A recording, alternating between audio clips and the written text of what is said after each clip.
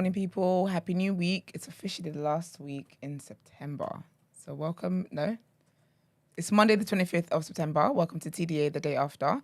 Your favorite news platform and the home of popular culture, as always, as defined by the culture. And I'm one of your hosts today, Martin Royalty. Good morning, big man, yes. It's your girl, Just Jean. You represent nobody, do no representation. That means they didn't hear anything Right. then. Let's do that again. Is it because your thing isn't connected? Hello. You can hear yourself, you mean? Wagwan, Testing. popcorn. What energy are you on? No? Sit wagwan popcorn. Yeah. Could you hear them? Yeah, I can hear them now. Oh, so I it's think just I you. can hear myself. Yeah, I can hear myself now. And they call me man, the pro-black activist, TDA producer and news analyst, melanin jam-packed.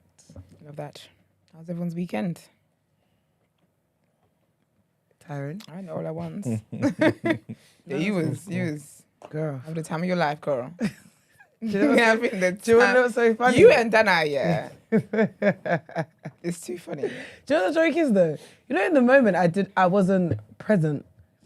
Really? Yeah, it's so interesting because in the moment, You just autopilot outside. no, literally, I wasn't present in the moment, so I didn't think I had fun. No, you had a great. But You had when a whale of a time.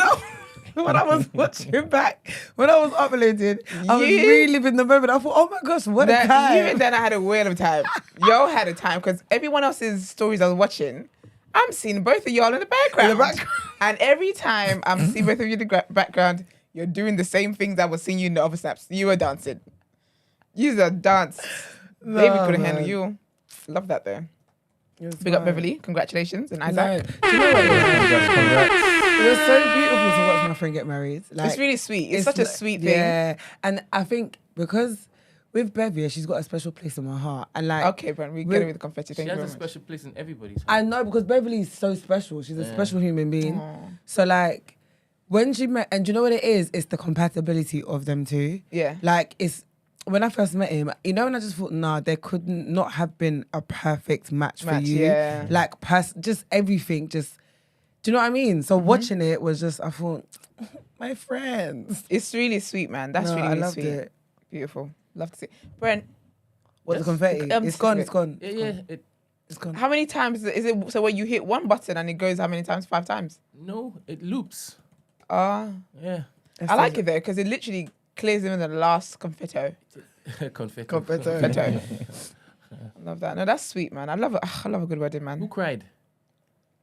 Bev, Isaac. I actually didn't cry. Aw, He did. I didn't, man. Okay. Don't put that on him. that's all. He's not a toxic man like you. The man is had a lovely wedding I get day. evidence. No, but it was not like he was crying. It was more like Bev was crying and he was like, oh, don't cry because you're going to make me cry. Kind Oh, of like that's them so emotional. sweet. They're so cute, man. That's really lovely, man. proper. And then a couple of the girls, you know me, I'm not emotionally wired that way. What So do you mean? even if I wanted to, What? To cry? I've not never cry? cried. I can't cry tears of joy. Ah, Okay. Sorry. so your wedding day, you don't think you're gonna I cry? highly doubt it. I'm not wired that way. I'm gonna be such a nuisance. So I'm gonna no, need to take it was so breaks. sweet, but I just thought, cried, you know? Nothing. Nothing okay. Nothing. Do you like you well up though? Like your eyes get a bit No. misty. No. You just thug. You just thug Girl, with it. I'm just there like. I love that for you. Though. You're a makeup artist's dream. I'm the nightmare. True. Yeah, That shit is no. running. Yeah, I'm not, I highly doubt. That's really good. Yeah. But it was, I had fun. You did. I reckon you can cry tears of joy. I reckon that an overwhelming sense of gratitude could actually make you. But I've had them though. Like I've had moments in my life where I'm so chuffed and I think it needs So to be. chuffed. It needs to be kind of Overwhelming. yeah, but like transfixed over. You telling God like, oh my goodness, you actually brought me out of such hell.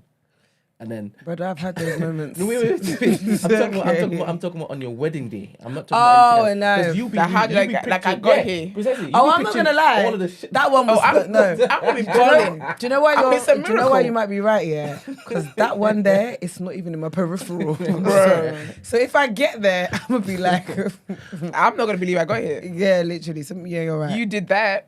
No, it's true. Fair enough. Maybe we'll see. Stay How many tuned. changes of clothes did you have yesterday? I had 2. They had 3. Nice. Outfits are banging. Thank you. That white number. Yeah. Sorry, I remember. No, Your outfits were nice too. no, but But no, I she remember. looked Yeah, nice, that white one. yeah, she got all her stuff made in Ghana, you know. Did she? Yeah. Did she go over there or did Yeah. they send it? She went first time, and obviously, I think Christmas when we went is when she started, and then she Okay. went back in August. Like Okay. she literally recently went to pick everything up. What are they like, the Ghanaian vendors? That do they deliver? Because Nigerian ones, you gotta lie about your wedding date. I think Otherwise, you ain't getting nothing. no, I think you have to lie in general. Africans, Ghanaians who are slower than you lot in general in life, Yeah. please. Because I don't get that. Yeah. Surely should be able it's to not make all a just across and the I can board. send it. Sure, it's not all across these industries in Ghana and Nigeria. Surely. Well, I heard the restaurants, they be slow. I'm gonna have to pack hella snacks when I go to Ghana. I'm Because gonna I be heard in honest. restaurants, you be so hungry. It they be is slow. because when I got a dress made before and I was going to a wedding, and this was when I was coming back to London, I gave her my material, everything, right? And I lied to her and told her when I was leaving to come to London. Best believe It wasn't ready. she turned off her phone. What does that mean? And she told me, as in Esther, the day I was meant to go collect my dress because she thought I was leaving, her phone was off. Like, she wanted you she to turned leave. off the phone. Surprise. And 'cause then I'm it not was your door now. like, and then I kept messaging, and Ghanaians do this thing where they turn off their data. Don't ask me why, but you see how the with Nigerians do it because you have to pay for data there. right? innit? So you see how with us, because our things contracts, they turn Yeah. up if they go to bed They've in got the to save it, night time, yeah, 'cause they what turn about- off their data, all that I'm kind of stuff, sleeping. innit?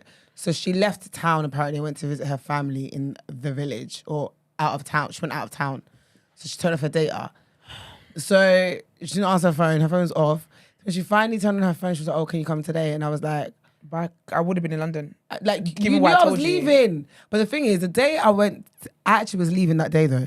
So when I got there, and I said to her, because I didn't hear from my ex, that I changed my flight and I'm leaving that day. But I actually was leaving that day. Yeah. So I went in the morning. She was an hour late. I was literally stood outside her studio. There was no one there in the blazing heat. Like literally. When she finally came, I tried it on. She had adjustments to make, so I had to leave and come back. And then she was like, and I was like, "Do you know what? I'm not coming back because of the traffic. So I'm going to put in a car for you." Yeah. Even that one, Sif. The palpitations I was having because I didn't hear from her. And then I had to call my sister-in-law to call her sister-in-law because that's her friend. And then she finally got through to her and was like, "Oh, yeah, it's in I've put it in Why didn't you say the car, something it's then? coming." Like, I cut it so fine, yeah, because I was leaving to go to the airport. But they're like that. Yeah, but They generally don't care. they don't. Like my friend had to, when her wedding, she had to lie about her wedding date so her dress could be ready. Her traditional ones, those ones weren't ready. One of them was even made like in the wrong material. It was a whole thing. But there's another woman that I did my my Ashobi one. She was actually right. It was just because I said my measurements before I went. So she did everything right. I was just like, "You know, I just need it. I can't be walking like this. It's too much." So that was the only change she had to make.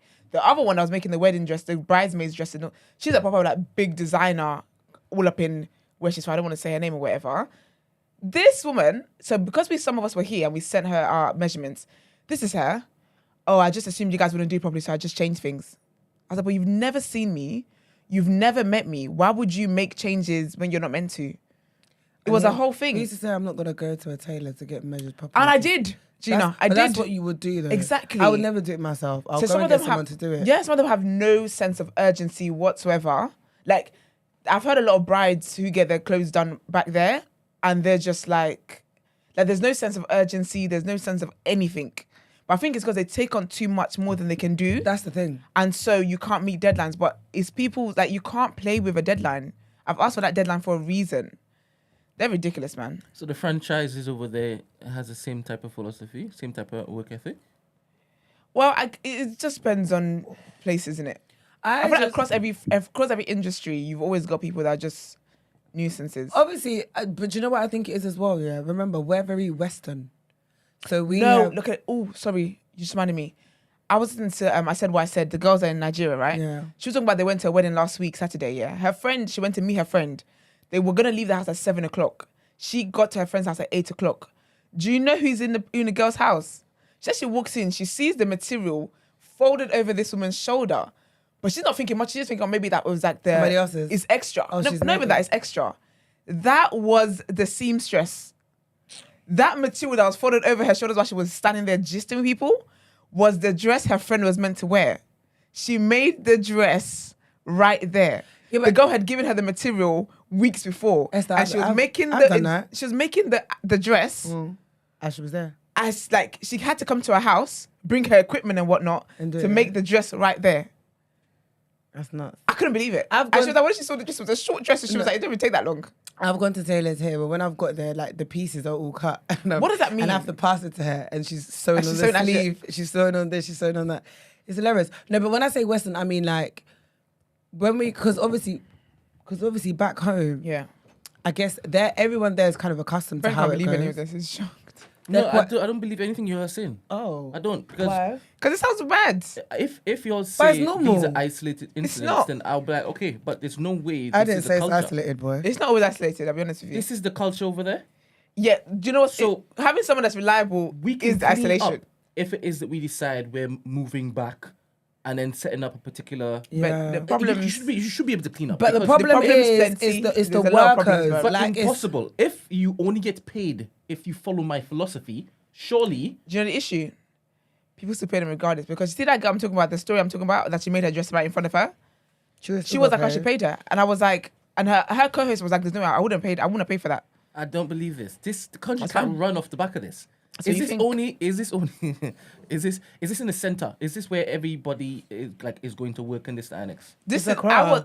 What is I that? wa- What's that mean? Accra is the capital. What's the comparison? in London. this? That's the city. This is It's what the Afri- main Yes. the main this spot. is not the Yes. culture. You guys can't be telling me this. Impossible. Okay. Okay. Impossible. All right. Okay. Wait. Emmanuel, please interject because I will say the woman Is this like Let's the woman be who very did the, accurate. business district. the one I go to here though, she's very reliable. Honey May Couture, I think she's called. Don't. She's actually no, Don't she's ignore my reliable. question. Is it in the business district too? What do you mean? Accra's Accra, babes. Everything What do you mean is in business Accra. district? It's a city. It's a city. This Everything is there. Accra's the London. How about Accra's I the New said York that. How of New about York the of finance America. district? What? The finance district. What does that When mean? it is that money's being made. But this happened to me in Abuja. Abuja is where all the politicians, all the rich people live, and that's where my friend's dress wasn't ready. No, I'm also talking about restaurants. You have to go in and you have to bring your own food because you have to wait forever to get food. And I heard the Ghanaians will come back and tell you. Same So you ordered an hour ago. Yeah, they'll come back and tell you, sorry, the fish is finished. Even though the fish is what you ordered. This is not 5 Michelin star restaurants you're talking about. This must be just mom and pops. These are restaurants. No. This is ridiculous. I don't believe it. I refuse the to thing believe is- this. To be fair, yeah, some of the elite level. This is why, I think. Yeah, this is why I think sometimes you end up paying so much more for certain things out there. Because like, I went to one restaurant. There's a couple of restaurants here. One was at Labadi. Yeah, which There's one? a hotel there. There's Labadi. another one I can't remember. Anyway, food, service, everything was on point. There you go. But the amount of money you pay is crazy. So it's not something that you would go to all the time, innit? You know what I'm saying? And because you get that standard, because everyone else's standard is not that level, they can afford to charge that much. Because if you want that, that's the only places you But can sometimes it's pretty much go expensive to. though. Let me be honest. That's yeah. true. So much sorry. Miss Mara just talked about makeup. That's so true. The day of my friend's wedding, the hairstylist was over an hour late. I had to fire her to her face. Because she came, we had to, thankfully, the planner, because they know this is how things run. So she had a plan B. I didn't even know there was a plan B because my mind is to do my hair. So she's over an hour late here, like 2 hours late. I'm like 2 hours late. We have no pictures in our bridesmaid dresses because people were late. So she's there now. So thankfully there was a plan B. The plan B is doing my hair. Then she comes, she's standing over me and I was like, sorry, may I help you? She's like, I'm just going to take over your hair. I said, yeah, but you're 2 hours late. I said, no, your services are no longer needed. Thank you very much. You can leave. Because what do you mean? But because they know people are unreliable like that, you make plan Bs even though she was already paid. And the plan B was on time. The plan B was on time. So this is what I'm saying. It's Because just you have to- it's- isolated incidents, right? No, the plan because B is because think about it. You Why don't have should a you lot- have a you don't have a lot no? of But why plan should you have a Bs. wedding? Yeah, but why should you have a wedding and have a plan B of vendors? Do you know what that is? Because So you have to. So basically, the plan B. You have to haven't just showed pray the proper plan B is discernment not with the plan A. No, you have to pray the plan B is not an idiot too. Otherwise, So that was a lottery. bro, it's all a lottery. We have no pictures in our bridesmaids' dresses. The only pictures we have with the bride is us in our robes. Wow. That's it. There's not one picture. We didn't even make it inside the wedding. We didn't walk her down the aisle. It's a whole mess. I think people can clean up if it is that they just change their philosophy. What's the philosophy? If it is you're saying that plan A has gone to weddings before, like 2 hours late and still got jobs, why is she changing, innit? Well, not with me, she didn't get a job.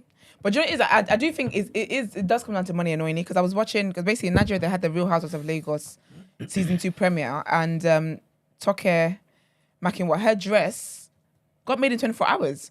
But I think she's in America, because she made Candy and like Drew all the Real Housewives dresses. Oh, for the show. Yes, I'm not sure she's in America or Nigeria. She's in Nigeria. But her dress got Because made she in 24 even hours. came here for some girl's wedding. Oh, is it? And fitted her, and I was like, nah. You see, when I said, That's money. I'm going to her. Her dresses are sick. I will actually. But go. again, I know that Tucker would have paid stupid money for that. Like, not stupid money that she didn't deserve it, but a lot of money. Because that dress was made in 24 hours, and that dress was stunning. Like, beaded, stunning. It's crazy, man. So there's a lot of problems, man. Sometimes we talk about things going on over here and people's lack of discipline in this country. It's present everywhere else. Never black countries. Even the hair, even when I was going to do my hair, get my braids done, we'd booked an appointment before I even flew out. I didn't get my hair done there. I didn't get my hair done there because they were being dumb and stupid. I sat there for time. Do you know what? And I was like, do you know what? I'm coming back here with a puff because this is rude now. I'm not doing my hair here. And then thankfully I found another salon who I'm going to be going back to, because when I called them, I was like, I'm going to, they were like, yeah, come now. As soon as I got there, they were so nice. They washed my hair, like everything, the service was on point. But in the other place where I booked before I even flew out, disappointed me. Do you know what I think it is as well? Yeah, obviously, like Eman said, money talks in Africa, innit? So you can always bribe your way into getting things, Services, yeah. and services, especially when people are fully booked. Do you get what I mean? So like and the reason why I say it is because I've done it before, where it's like I want to get my hair done or hair braided. Yeah, there's no appointments, but obviously if I now message them on Instagram and they see my page, they will allow it. They'll make it work. Even though they've told my friends now we're fully booked. Does that make sense? Yeah. So I know that you can't do it because you're at capacity, but because for you it makes good business sense, you're gonna make it work. But then the problem is that's probably gonna mess up your day, or somebody else is gonna get messed over. And that's the thing with Africa. It's all about being as somebody. No, but Because you're not at the top of the thing. No, I'm saying it's not gonna be me, because you're not gonna want that backlash. Yeah. From me, yeah. Do you get what I mean? It's a mess. It's an extreme sport, man. She said, "Get your pussy up." It's not what I'm saying, and I know I what would you're never backlash anyone. It's Anyway. I'm never gonna respond to that. Question of the day: what genre of music can you absolutely not stand? I don't have one, you know. I don't like drill. I'm not gonna lie. It just sounds like noise to me. As long as I can move my body, you know me already. Girl, we don't hear about you. Drill just sounds like noise to you. It is noise to me. Jeez, all right. I don't like things that are just too chaotic. It's like heavy metal, drill, Same thing? rock. Same thing to me. It's all the same thing to me. Yeah. I think my least favourite is probably soca. I have a least favorite, but I can. Least favourite. Not that But I can't stand it. I'll move to it That's my though. least favourite. Do you know what? So I didn't like soca either until last week. My LBT Last instructor. week? Yeah, girl. My LBT instructor was recent. basically, she's going to Jamaica. She's flying out the next morning. This girl's out here incorporating Caribbean moves into our step class. I said, what's going on here? And I thought, this doesn't sound that bad, actually. So that was fun. But before that, I hadn't given soca a time of day. Yeah. Yeah, probably soca. Maybe heavy metal. Yeah. I ain't moving to that. Oh yeah, That's heavy what I'll metal. I think you with. find a way. I To think you be- do a little to be shoulder. fair, You do I something. talked to Beethoven, so to be fair. Oh, gosh. You know, it's about Nowhere. heavy metal and all them like death metal, heavy metal. Because I never listen to them. They're not in my mind. Like I don't. Yeah. when am I ever going to be around heavy metal or death metal? Yeah. So to me, it doesn't even count. I mean, I don't even listen. I mean, Yeah, but other music ain't that bad to say you can't stand it. no, It's I gotta said, I said it's my least favorite. Not that I can't stand it. Yeah, say least dubstep or something. You don't like dubstep? Dub's alright. I can move to any. Honestly, You know. Yeah, we but know. for I how know, long? sorry. For how long for though? We know, girl. no. Obviously, the thing is, I'm not going to a motive that's played from beginning to end.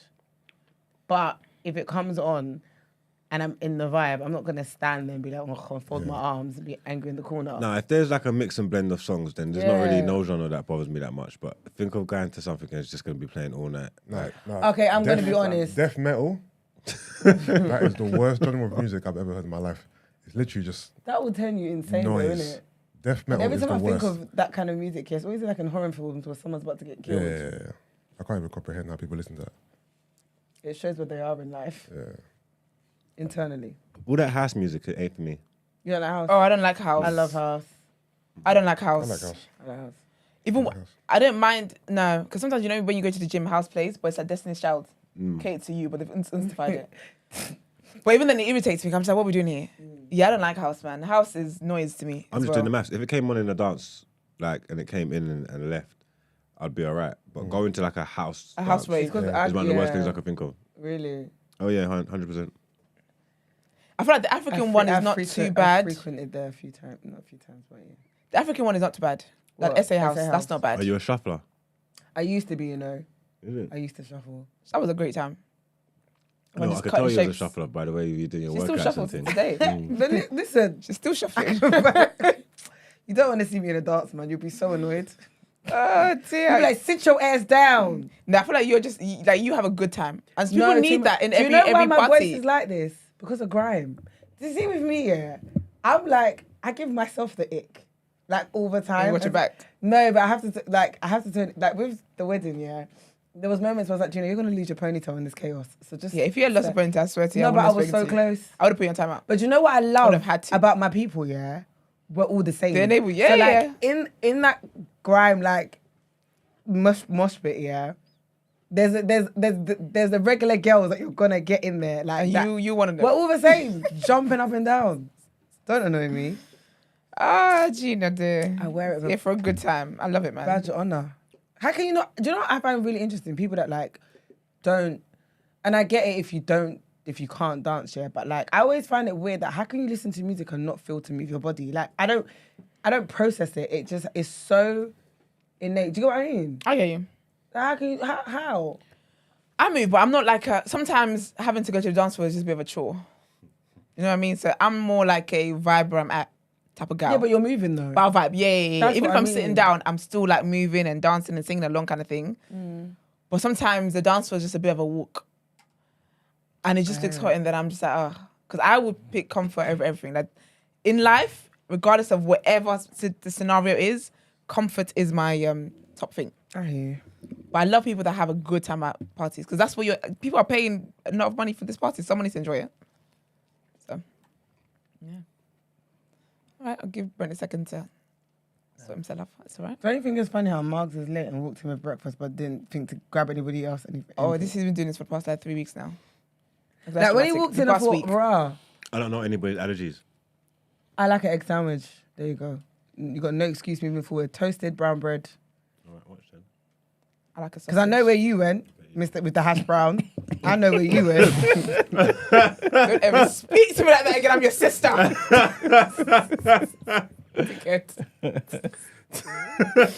You ain't tell a lie though. Ain't tell a lie. Well, that's that of the breakfast orders. Let's get into our headlines. What music did the man say? Oh yeah, what was it? I think it was like heavy metal or something. Yeah, one of them. Because like Yusuf was saying, there's some music that I just don't even consider. You know what I'm saying? So yeah. It's mad because people that actually that's their thing. Like you got on the iPod and that is their thing. That is what they listen to. But that's what I'm saying. It comes from a place of like, where are you in life? Do you know why? Because it's White. so... No, because it's No, not because gosh, you it's know. so like... What's that? Black goth. intense. They're Like, funny though. I've met a few. They're great. no, but they're, you know it's they're so great intense. time. Yeah. I'm just like, what from happened to 6 you? in the morning, and this is what you're consuming. Yeah. Like, it's so intense. that's Like, is intense, everything all right man. at home kind of vibe? I hate you, mom. Like, Innit?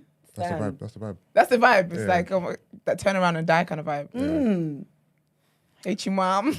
That's funny. You're annoying. I don't think I've ever met like somebody who listens to death metal and heavy metal and stuff. Like, even the name death metal. God Because forbid. when you see who listens to that kind of stuff Yeah. and you look at them, as in when you see them actually dancing to it, and you look at them, like they don't look all the way there. Precisely. This is why I said, what is everything okay at home? Do you understand what I mean? But I don't think I've ever worked alongside one of them. Like they just exist on the internet for me. Oh, Do you okay. understand? Yeah, I think that's because the spaces you're in, they're not there. Mm. The spaces you're in, they think you're weird. I don't know about that. They do. Because because think about it, yeah. So, you know, like in life, everything is all about our perspectives. So while we don't understand why it is that they listen to that, they will look at it and be like, how do you listen to R&B? You listen to songs that could just make you sad and you just listen to it, you're singing. Like, for them, that's weird. You think so? 100%. Because you know what it is? I feel like goths, I feel like they believe that they're seen as outsiders. And I feel like some of them They look at embrace that, to be themselves fair. as outsiders as well. Yeah. You know what I mean? But there are no lyrics to some of those things. It's just Literally. Well, that's like house, though. And it's like, what? the No, house is but- in- instrumental. They're not repeating it. They're no, just- but it's a lot of like, House how is do you have a instrumental. voice afterwards? They've been practicing for this all their life. That's some elite vocal cords, bro. I always find that interesting that sometimes we look at certain things and be like, oh, that's weird. But somewhere, someone else is looking at you like, you're weird. You're weird. I love that for me, though. I'm a unicorn. And I think I love country music done well. Oh, I don't mind a little country music. Have you seen the country Little music? hillbilly. The country music rapper. There's one white guy, some hillbilly. Lil on- Nas X? Oh, no. No. He's not a. Okay, let me not say he's not a signed artist, but Yeah. he's like a content creator who's like a rapper, but he does country, but he's hard. Okay. Like I literally would, like it's a bop. I'll try and find it and send it. I like those industries when I see black people in there. Like, you better get your money. No, he's even Oyibo. Is it? He's a white man, I love that. but it's literally a vibe. Like he's cold. It's giving Chet Hanks in Ugh. country. But yeah, man, it's lit. Can you turn on the? Pick up everybody. Is anybody else hot in here? Yeah, a little bit Smidgen. warm. All right, let's get into our headlines then. Say? Hmm? Who's to say?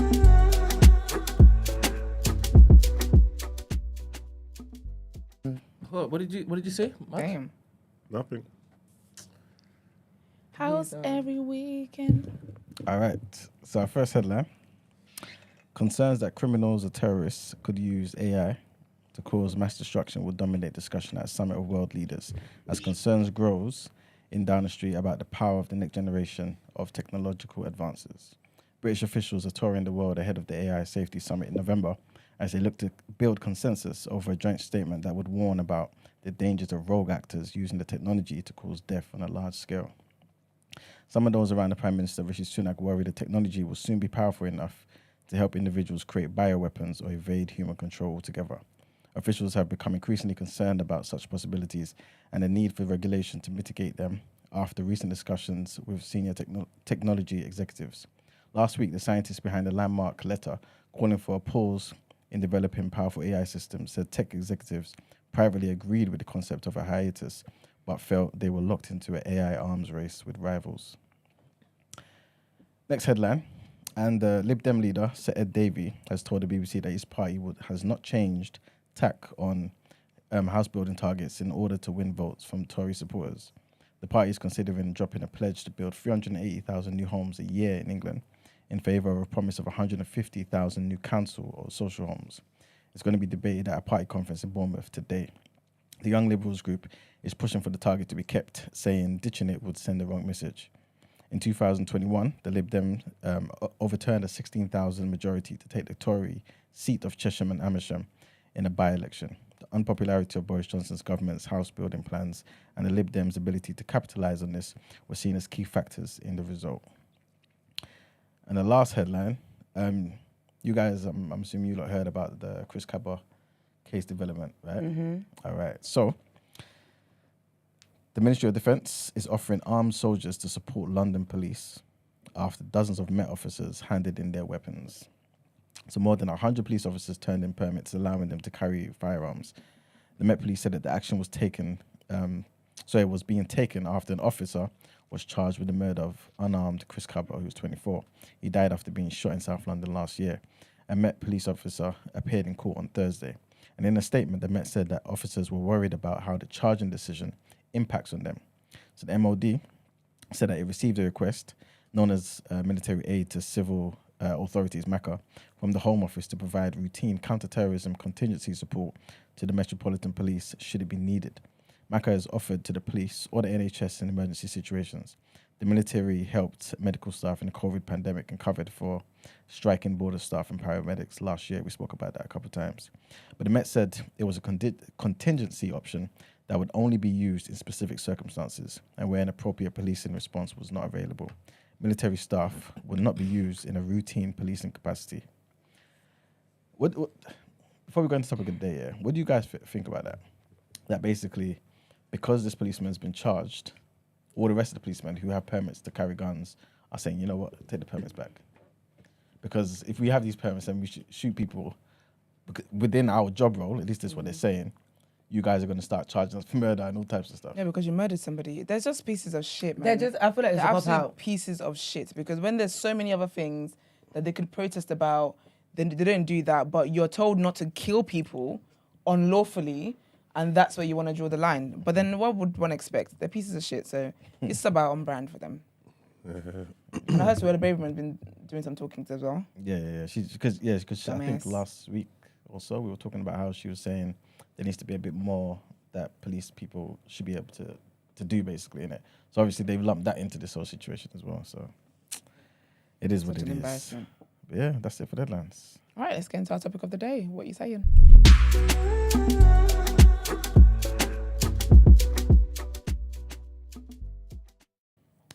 All right, so today's topic of the day, this one's going to be one of those ones where I guess it's going to be kind of like a learning one for all of us, right? And obviously people who are listening, because this is going to be more so, I'm assuming anyway, given the information. A lot of people were kind of messaging me saying, do you know what's going on back home in Ghana? Like, you know what I'm saying? Like, are you seeing what's going on with the demonstration, the protests and things of that nature? So it's definitely something that's been happening over the weekend. There was a 3-day protest, long story short. And it was organized by a pressure group called Democracy Hub, right? And basically the aim is to urge the president and the members of the economic management team to address the economic mismanagement and corruption issues in the government. Now, obviously, I feel as though nearly every African country will, if you were to ask us, the citizens, what are your top 2 issues, everyone's going to say economic mismanagement, you know what I'm saying, and also the corruption, you know what I'm saying? But obviously, something must have happened where it's got to this degree, innit? So, firstly, does anyone know what happened? No, is it something about Ghana has officially been declared bankrupt? Is that what it is? All of that's linked in, basically, yeah. Okay, Yeah. that's the only thing Okay. Well, I'll get into some of the details, but I want you to see a couple clips to surface, right, so you can get the temperature of the protest that's going on, yeah? So, Brent, there's 4 clips in there. Can you start with the third one, to Evid?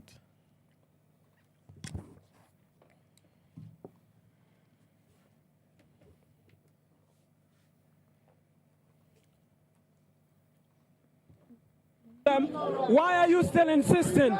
Because you've tried all throughout the day, and it appears that you would just not be given the opportunity to go to the Jubilee House.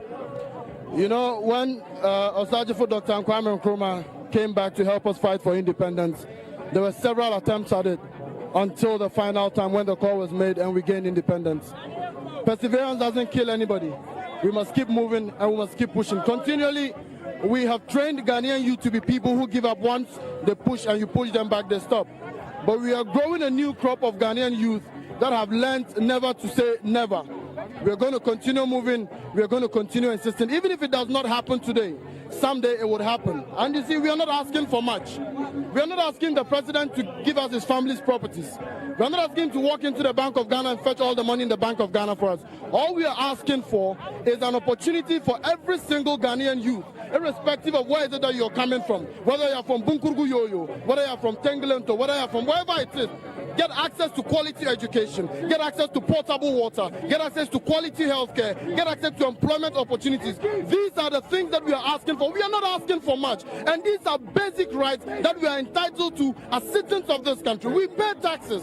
And it hurts when you pay taxes and you do not see these taxes being put to use. These are the things we are concerned about. And for me, I'm very disappointed in the Ghana Police Service, and I will tell you why. Whatever happens in this country, whatever happens, whatever affects all of us here, affects them. Perhaps they are even worse affected than it. Look, I have seen where they stay. I have seen the salaries that they take. I have seen the conditions that their families are in. And if anyone should be supporting us, it should be the Ghana Police Service.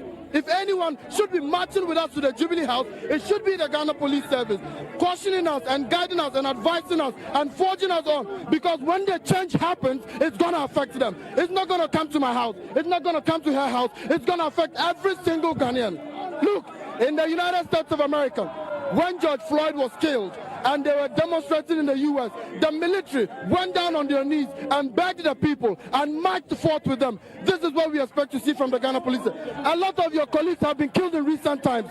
A lot of your colleagues have been killed in recent times because you do not have the logistics to work. These are the things that we are protesting about. It is not about me. It is not about her. It is not about you. It's about all of us. It's about the unborn children. It's about the women who die in the hospitals. It's about the women who give birth on the bed floor in the hospital. It's about the children who school on the trees.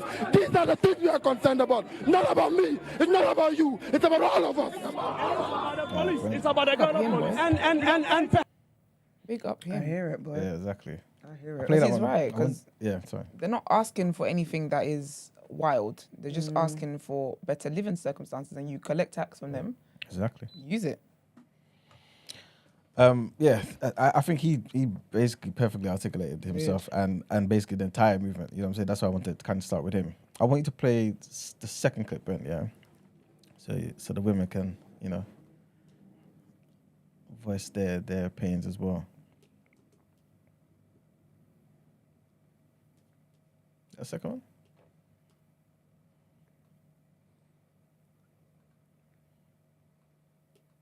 Is this the second one? I think it's try the first one then.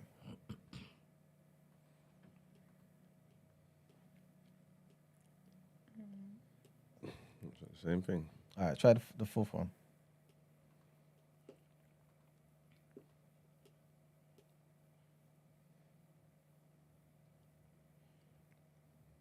This one? Yeah, you can play this one. you're very angry. I'm What's your very story? angry. What's your story? I am very angry. I'm more angrier this morning. People are dying each day. The dying list is machine in Kolebu Gospel. Do you know the number of people who died? A 24-year-old boy died this morning. His father is a teacher. His father is a teacher. Gave over 30 years of his life to the service. Could not afford transplants. Could not afford dialysis. 400 cedis a week. What do you mean? Do you know how much taxes they check out every day? The cost of living. But you bring in flowers for your daughter's birthday. You bring a cake to celebrate 11. God will judge the government. God will judge Akufo-Addo. It will hurt him. It will be excruciating. It will be in pain. Somebody who built his career on protest. He built his career on protest. God will judge him. God will judge him. He will meet his end. He will meet his end. Making people suffer. Look at the Ghanaian youth. Look at every one of them using the police as a tool. Others arrested on Thursday, treated, beaten, and lied about it. Lied about it. Beat us. Lied about it. Said they didn't beat anybody. What is wrong with protest? This country's independence was founded on protest. It was founded on protest. But I guess he doesn't know that because he thinks government owes him. Ghana owes him something. His birthright. You worked so hard to become the worst president ever. God will judge him. God will judge him. Yeah, so basically, yeah, I'm going to go into some of the details, but basically there was a 3-day protest, right? And what happened was they were marching on Jubilee House, right, which is the government, House of Parliament, it's equivalent, basically, yeah. They've obviously come there because, like I said, they're protesting, they're demonstrating about the conditions back home, and it's just disgusting. People are suffering, inflation's crazy, unemployment, electricity rates, everything that you can think of that's bad about a country, they're basically listing it and saying that, like, Ghana wasn't like this. You know what I'm saying? To be honest with you, you would always kind of point to certain issues, like in Nigeria, like, and other small African states, but not Ghana. It's just got worse, right? And I think I was having a discussion with my friend yesterday, in fact, and I think one of the points he made that I think is quite accurate is that he was saying he thinks it's also been exacerbated because the inequality gap is like never before. In Nigeria, you just know there's the rich, the elite, and there's everybody else. You know what I'm saying? Yep. But the gap hasn't been that crazy in Ghana like this. Yeah. And I think inflation has further exacerbated that as well. But long story short, the reason why it got kind of out of hand is because when they were marching, when they were protesting or whatever they were doing, right, the police came out and basically was violent towards them and arrested some of them. Apparently they beat some of them, took people into the police station, this, that, and the third, right, and just closed the door behind them. So who knows what they were doing to them. To be fair to them, they did let them out a little bit later, but still, the narrative is going around that this is an unlawful demonstration, when in reality it's not. So basically, people pointing to the law is basically saying that according to the Constitution, if you want to demonstrate, you should let the police know, right, so that they can pretty much, I think this might be the similar situation here in this country as well. Let them know so they can kind of agree on a route that you guys are going to be walking and all type of stuff, and then make sure everyone's safe, this and the third. But the Constitution is not basically saying you need to let the police know for permission. It's just to say, let's come to a coordinated agreement on how we're going to do this. The police obviously are not looking to agree, especially what they're talking about. So the police have now said, no, we're going to go to court and file an injunction because we don't agree on this route, this, that, and the third. The court has not said you guys can't thingy. So it's still basically in the applying stage. Yeah. So these guys are like, okay, cool, we don't need your permission. According to the Constitution, we can do this. So they've gone out. Obviously, Jubilee House, the president, under his authority, have sent the police to go after these people, basically, and prevent them from doing what they're doing. And this is why everything has kind of gone to the next level. So I also wanted, if you don't mind, just read off a few other things, just so that people who are not aware kind of know what the entire protesting was about in the first place. Somebody's kind of done this succinctly, and basically the first thing is, like the guy was mentioning, the mismanagement of the economy. So due to overspending and overborrowing, like you said, Gina, Ghana is currently bankrupt, right? So there's over 850,000 have been pushed into poverty. You don't care. I do. Looking at me with like, I'm so sorry. I'm sorry about our motherland. This is That it. hour. Trying to win you back. No, you can go on with them 4 holes. So over 850,000 have been pushed into poverty, and the government apparently have done little to cut spending. Instead, they continue to borrow and they're overtaxing Ghanaians. And we know this already because we spoke about this in People's Journal maybe some months back when they borrowed from the IMF, right? Also, corruption. Countless. That's a big one, though. Exactly. A very big one. And I know that, like, a lot of people do not like the current president because of that. Yeah. Yeah, right there. Yeah. Yeah, man. Like Gina basically just said, there's countless corruption scandals under his presidency. Like Gina said again, everyone's kind of blaming him for it. Huh? Do you know it's a sticky one? Why? His nephew really is like my... So peak. Girl, you might not want to say that out loud. No, but a lot of people... You might wait for you at the airport, you go back this time. No, it's so peak. I'm just like... That's so orcs. Also, some people are they're protesting the anti-LGBTQ bill. Oh, okay. Yeah, we spoke about that as well. We reported that. That currently sits in Parliament, which, among other things, threatens to jail suspected queer people and allies, people who are part of that community. They're also protesting against the healthcare system, which is just bad, basically. It's lacking investment and all them type of things there, when obviously the similar type of narrative, the rich who have the money will leave the country, go and get the healthcare they need, while the people who are in the country are paying taxes and got no money to look after themselves. It's ridiculous. One of the people that was in the clip, I don't think I copied the clip incorrectly, and basically she was talking about how they basically destroyed the hospital, talking about they're going to rebuild it. They didn't rebuild it. There's no attempts to rebuild it, nothing. They just destroyed the hospital. Not even like let's try and move some of these services elsewhere so that people can, in the interim, get something.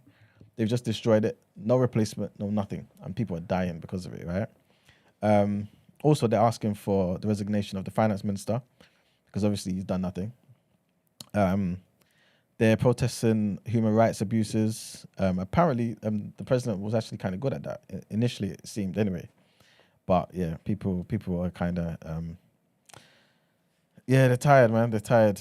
And also, like I mentioned briefly before, the literacy and education, all of that is just in the bin, basically. Or at least they're saying it could be a lot better, especially considering how much we're paying. And another thing, like I said earlier, because of inflation, the cost of living is crazy. We were here complaining about, and rightfully so, 12, 15%. You've seen how it's affected everybody's mortgages and borrowing and things of that nature. Let me tell you what Ghana's inflation is, right? So, apparently, the inflation rate decelerated in August to 40. 40. Do you know? Yikes. The crazy thing is, 40.1%. I believe it because, like I said, because I've been going back and forth for ages, every time I go, it's like, you know when you're like, hold on, this was like half the price like a couple months ago, and it's the standard. Do you get what I mean? Do you know why this is sad, Joe? Because it's like, you see people like us who are over here and who see going back home as like a luxury to like escape all of this, yeah.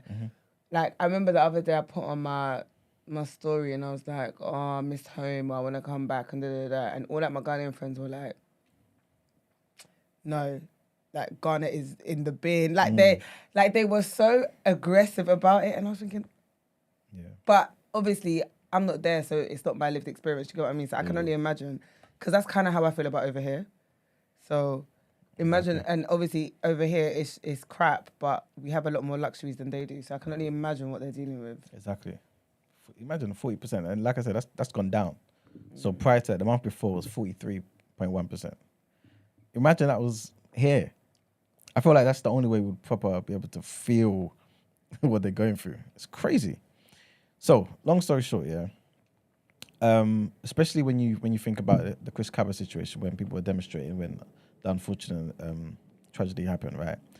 Do you feel like demonstrations work? I don't feel like they're gonna get anything that they want from demonstrating.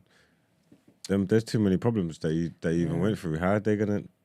How's it gonna help? How are they gonna get what they want? Yeah, where do you even start? And I feel like even when you look at like, I just feel like you see back home, when I feel like the level of corruption is so deep rooted that like you're gonna need a lot more than that. Do you get what I mean? As opposed to like over here when like they demonstrated for like what they said about George Floyd and stuff like that. Like those things make an impact. It's really unfortunate, but they don't care. Yeah. Like, do you get what I mean? They do not care. They don't care if they're backed into a corner. They're just in the glass houses. Why do you think that's the case? Though? Why do you feel like they don't care? And do you kind of see a light at the end of the tunnel? Do you know what I think it is? Yeah, I feel like back home, elitism is real. Like, obviously over here in the West, we have racism, but I feel like there, classism, like, that stuff is so serious that I feel like there's no care onto, like, the general people. Like you said, like, you can go from one road where you're in Trasacco, it's big, massive houses, mansions, whatever, leave, go wherever, and then it's like you're now in the hood, and it's like, well. Do you get what I mean? Yeah. And they just continue to live the way they live. They'll have private jets. Do you know what I mean? All of that stuff, but you know that your country literally is in the bin. But me and my people are good, so why do I care? I don't want to take the conversation too far left, right? But what would you say to somebody that says that us here in the West that go back home Make it worse. make it worse? Do you know what? How? The reason why I don't think we make it worse, but I don't think we help. Okay. I say the reason why I don't think we help is because we do have a form of elitism when we go back home. Do you understand what I mean? Like, when we, like, I know what we're like, and I guess it's coming from a spot place of being so used to things over here. So if we are going to go out to eat, 9 times out of 10, you're not really going to the local places because those local places are the ones that we were complaining about before that are going to take 2 hours to serve you the food. And do you know what I mean? All that kind of stuff, right? And those are the people that you want to support. Instead, you're going to go to the fine dining restaurants, the bougie places that give you a service like what you're used to over here. And you're going to support those places a lot more. So with this whole argument that I was talking about with my friend on Twitter, a lot of people got onto her because it's like, you're coming to talk about a restaurant that isn't even owned by Ghanaians. But that's where your concern is. Do you get what I mean? So I don't think we make it worse, but I do understand how it can be annoying for them because it's like when we come over there, we turn our nose up at like the local places or the regular things and we're just so used to our bougie lifestyle. But it's just because it's expensive, but because it's cheaper than over here, we're more likely going to indulge in that because we wouldn't do that over here. Like I'm not going to go to a fine dining restaurant in London 5 times a week. But in Ghana, I might. Because I can afford to because it's definitely expensive, but because I'm on holiday, it's a luxury. So I'm going to have that mindset of, I'm on holiday, it's a luxury, and I don't do this all the time. Do you get what I mean? Do you feel like if for example, everyone over here was to look at what's going on back home and say, you know what, nah, December's coming. We know we've already got our flights, right? But let's actually go back with some intention to make things better. So like you're saying, instead of patronizing just the bigger ones, known, restaurants and things of that nature, let's go to the more local vendors, the local restaurants and do certain things. At the end of the day, they're suffering as well. And we don't want to kind of further exacerbate the gap between those who have and those that have not. Do you feel like that's something that people can get on board and do? Yeah, but I think the problem is though, it's the service. Okay. Like ultimately, I've got no issue supporting local, because you know what it is?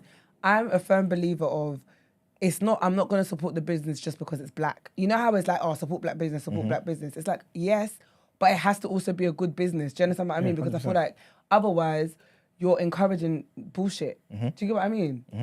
So for everybody to get behind and get on board, you also have to do better. Do you understand what I mean? And show that you want to do better or show care, because it's like I said, nobody cares. You're going to go there and complain and they're going to tell you, please, I'm sorry, and nothing's going to change. And that's just how it is. You kind of just have to get with the program. Yeah. But it's like, no, because I also work hard for my money. Do you understand what I mean? So it's like, yes, I can support you, but meet me in the middle. Yeah. Do you get what I mean? Do you feel like these protests could potentially shame the government into actually making the right changes that the country needs? What do you think? I don't know what the. If you was the leader, right, you just saw people protesting all the time, you think, Don't ask if he was the leader. No, he doesn't stand for all this. Holds him down in the street. He's saying his foolishness. Listen, No, but I don't. Do they? he doesn't stand for insubordination. Do they have shame like that though? No, and that's the problem. Like, I've I've never seen. Shame isn't a thing. I don't think shame's a thing for Africans. Because it's what Gina said, they don't care. Like the guy was saying in the video, the first guy we watched, he said, we're not asking you for your family's properties or whatever it is. They do have shame, but only when the white man's looking at them. Oh, yeah, only when it's the white man looking at them. But even then, it has to affect what they can get, because From the white man. the white man was looking at Nigeria during EndSARS, and they just told the white man it was Photoshop and none of that was real. Do you know what I mean? So if it's going to affect them, say they're like, do you know what, until you solve your country's issues, you're not allowed to come to the Western countries, that will get solved with immediate effect. But the issue is that, unfortunately, I feel like as well with these things, it's deep-rooted. All this corruption and stuff like that is deep-rooted. It's in the system and how the country runs. Do you get what I mean? So it's not enough for them to just make that change. Okay, and then the person after that then. And the person after that, and the person after that. Even like in little things, even how we talked about, when we talk about the hairdressing and the fashion industry earlier, how to get better service, you have to bribe your way. All of this stuff is all corruption within the system. I don't think, it's so sad to hear, but I feel like when it comes to stuff like this, you have to just keep your feet on the accelerator for however long it can go for. But with the people who are out there protesting and stuff like that, there's only so much they can do, because they're the ones bearing the brunt of it. Do you get what I mean? Like, is their efforts, is them not going to work so they can protest, is their kids going hungry so they can, do you know what I mean? It's a lot to do. I feel like the only way we can actually get change is if that you don't take your foot off the gas pedal. Yeah. However, that's not sustainable, because people are already suffering financially. How long can I be protesting for? Do you get me? So unfortunately, this is what they bank on, all these governments, is that people protest. They know at some point you're going to get tired and you're going to just be quiet and you're going to just accept what is and be like, oh, do you know what? It is what it is. God will help us one day. And that's another thing. Yeah. Do you know what I find so interesting though, yeah, especially with Ghana, is because, yeah, the amount of money that you would believe gets pumped into that economy every single year without fail, and this has been going on for years. Like, the amount of money that people spend over Christmas is beyond me. Do you understand what I mean? Shocked by this Like, news. it's crazy because I've been doing it, 2019, so 4 years in a row, yeah. I remember I go more than once a year, so I go twice a year, minimum. And both periods, you've got Easter, which is exactly which is exactly the same as December. It's just not as packed with as many people. But again, loads of money gets plummeted into the. You'd think so, right? With the amount of people that are coming. Look at the year of the return. I think did they say something about like they had Ghana's not even big. It's not big at all. But they had that was record breaking. They had an additional. Was it 300,000 people? I thought in this tiny box of a place. That's how much people they had. Like, I thought, no, you lot cleaned up so nice, yeah. I remember it wasn't a news, though. They did. But so in my mind, yeah, like doing that Easter and December, the profits you make should be able to carry you in the other seasons where tourism isn't as high. Then we go again, isn't it? I'm really shocked to hear this news. It's nuts. Like, December is crazy. It's crazy. And what they do intentionally is what I've noticed, yeah, is everything, they put their prices up anyway. Yeah. Do you get what I mean? So restaurants, cabs, everything gets put up over that period. And obviously when that period dies down, then it kind of goes back to normal, but like, do you know what I mean? A little. So you generally are taking in a lot more. So I'm actually, to me, that's why I'm like, it has to be greed. It is greed. That's why all these politicians and stuff have houses all over the world. And yet there's not one working hospital. It is very cheeky when you think about the fact that if they have as little as a little headache, they will fly out to go and get it checked out. But people who with life-threatening illnesses cannot even go to the hospital and expect to find blood there. Remember during COVID, and they were going to hospitals and people with COVID who were dying, there was no oxygen. What do you mean you're in a hospital and there's no oxygen? What does that even mean? It's sad, man. I get the protesting, but it's just... I'm always aware that when I speak on the protests and stuff like that happening... I'm speaking from a place of privilege, and it's easy for me to be like, yeah, they should keep doing this because they're the ones who are being attacked, they're the ones being threatened, they're the ones being arrested, they're the ones being beaten, they're the ones being killed. I'm very aware that when you are the one there, it's very different. Do you get what I mean? Yeah. And unfortunately, it's just sad, man. I think there's a solution to all of these things. I don't know if I can say it on air. They need to do what the French did to the monarchy. I honestly believe if we're gonna make a head in Africa, everyone needs to hypothetically, I really feel like people need to be killed. People need to be killed. You need to erase it, and then the next people that come in need to because next people that come in here will understand that there's no room for foolishness. There's no room for corruption. There's no room for error. Right? There's that. But also, we're gonna screen the next people that come in where they have to be honest people who have the people's great intentions at heart. That is honestly the solution. But Esther, that's it. What would you say to someone who says, but we've tried that? So if you look at Nigeria, remember we had the coup in 66, right? And they wiped out the entire government. But sometimes you have to wipe people out twice. Because look where we are now. Isn't it also a case of like, greed is a thing, you know? Greed is mad. It's actually a sin. Like, it's like you see the way they hoard money. Yeah, is the gluttony the Bible speaks of. Because the crazy thing is, yeah, you could be an average person, yeah. Like, look at, I'm not a greedy person, yeah, but I'm sitting here from a place of privilege. Let a certain amount of money enter my account, and God forbid my character change. Do you get what I mean? It's it's brand new. It's nuts. It's so nuts. Because you know what it is? Yeah, they did it in 66 and stuff, yeah. But the thing is, corruption has found its way again. Because when my mum speaks about what Nigeria used to be, when my grandparents used to speak about what it used to be, that's because that was the effects of what had to happen. But slowly, corruption has found its way back to the point where if someone is like, I want to run for president or governor or whatever, and they're a good, honest person, they kill them. So we need to everybody come back out. That's true. Do another clearance, but this time it's going to stick. Because this time it's 2023. Killings in 2023 are not like killings in 66. That was too close to slavery. Their minds may have been a bit messed up. Being killed, being cleared out in 2023, that will have a different effect. But the thing is then, like we saw the other day when we were reporting on the coup in Niger, right? Yeah. Where everyone was like, look, we have to allow democracy to reign, innit? Ugh. Right? Because we don't want to go back to like countless coups every single year. And like I said, when it happened in Nigeria and the culture was there where it was like, cool, if people step out of line, we can kill them, military takes over. Even though the military should be more disciplined, right? They also will have access to all these funds. They could change.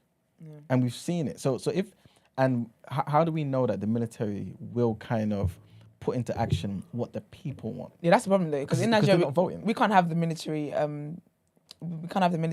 doing things in Nigeria. I don't want to say, I really don't want them to block my ticket when I try to go back, but NSAS, yeah. They weren't protecting nobody. They were protecting the government. Yeah, that's true. So there is that. I don't know what the issue. Honestly, I just think, it's a shame, man. Sometimes I think that some countries in Africa, I don't want people to start taking offense on a Monday morning, but I just think it's got to be a social experiment. It can't be real. It can't be real because people are literally just protesting they're not saying they want to be millionaires. They're not saying they want to be the richest people. They're just saying we want basic stuff. And we pay taxes every single month and we just want basic amenities. Yeah. And you're killing them and you're beating them for requesting that.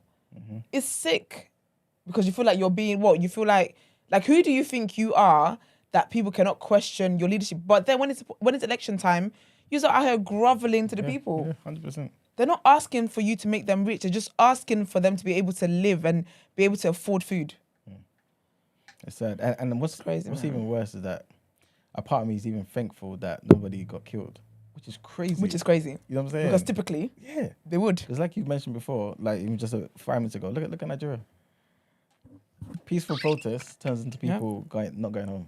They killed all them people and then got rid of their bodies and gaslight people saying that they don't know what they're talking about. Do you know what? People are still missing to today. I guess, to be fair, Guardians aren't that violent though.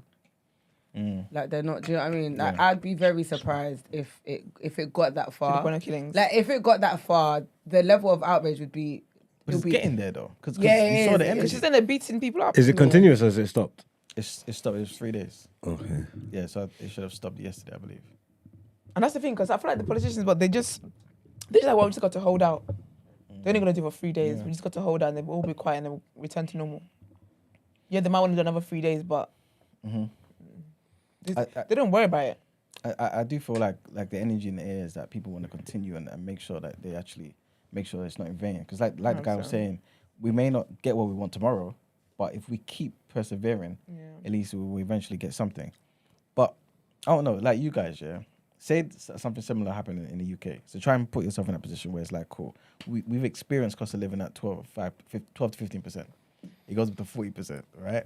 So you know the effects of that on your petrol, on your diesel, on your electricity bills, on every single thing that you spend money on, right? And people are like, you know what, we need to protest and demonstrate. In your minds, what do you think you would do, or what would you say should be like our top 3 things that we should do to try and get the government to change something? Take Parliament. Okay. so you believe like that protesting thing will do something? Like coming together in numbers and marching on Parliament? I never said marching, I said take it. I'm talking about string up Mr. Speaker, you get what I'm trying to say? Like, I'm talking about lock the place, like actually have the place down and get the leader of the 2 parties, get Stir and Rishi, and get me, then we start making our demands. No, I don't know.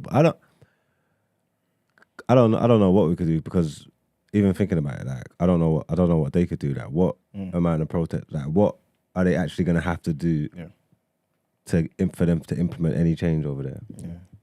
And I can't put myself in that position, because I don't know. That's like living in a country where, like, obviously, like you pay taxes and stuff, and most people just pay taxes as part of their normal life. Like they don't actually feel it, if that makes sense, because it's just something that you just always know. Your taxes come out of your work, and so like you say taxes and paying it, but it's just really you just living your life, and then obviously you fit the cost.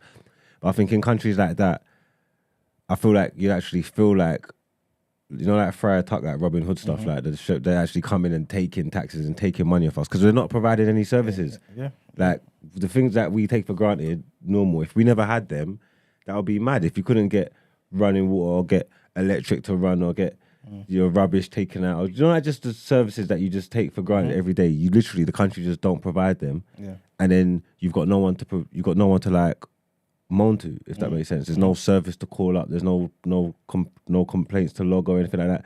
So you're just there. Yeah.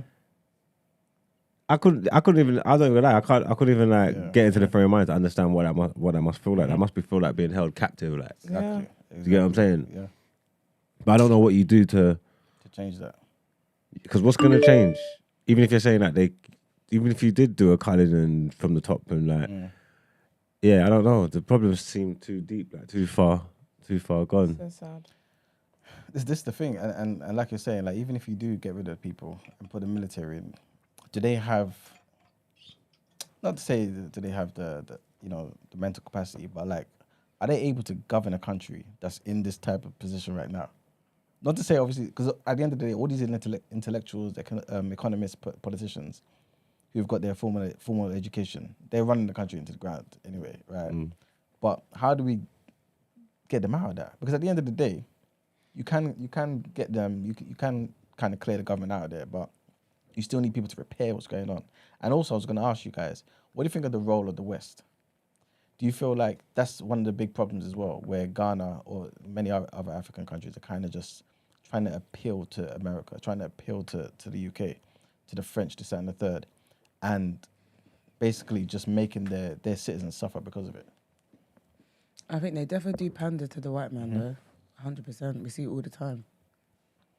Because, like, don't get me wrong, I don't think Ghana's situation is as bad as like Burkina Faso and Mali and those francophone countries, you know what I'm saying? But we've seen it quite a few times where Akufo-Addo, he panders. You can see it. And I don't think he was like that in the beginning. Because in the beginning, I'm pretty sure there's one situation where he hotted up the French president, remember?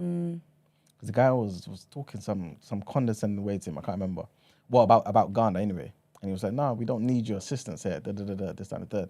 But it seems like he's kind of changed now. Or at least everything's kind of changed anyway. But this is his second term, isn't it? Yeah. Do you feel like then it becomes easier for anybody else to win the next election? Is that I maybe think a is plus? that bad now though? That probably I can't see this this continuing. Not with the way things are going on. Another thing I wanted to mention is a lot of businesses were cheering on these protesters because a lot of them were saying these guys represent us. Yeah. Because like we mentioned before, talking about the West, it seems as though Ghana is giving a lot of contracts out to the Chinese and to other foreigners as well. So one thing is they were saying that a lot of the Chinese they built a refinery, right? So they're able to move petroleum products all over the place, out of the country to benefit their home countries and everything, which obviously is putting some Ghanaians out of work. Business, yeah. And we already know how the Chinese move. Like whenever they come to an African country, they typically bring a whole load of Chinese people, and those are the ones that get employment. So with this being said, do you feel like it's our interactions, our constant trying to do business with the West, with the Chinese, and all these other people that's the main downfall?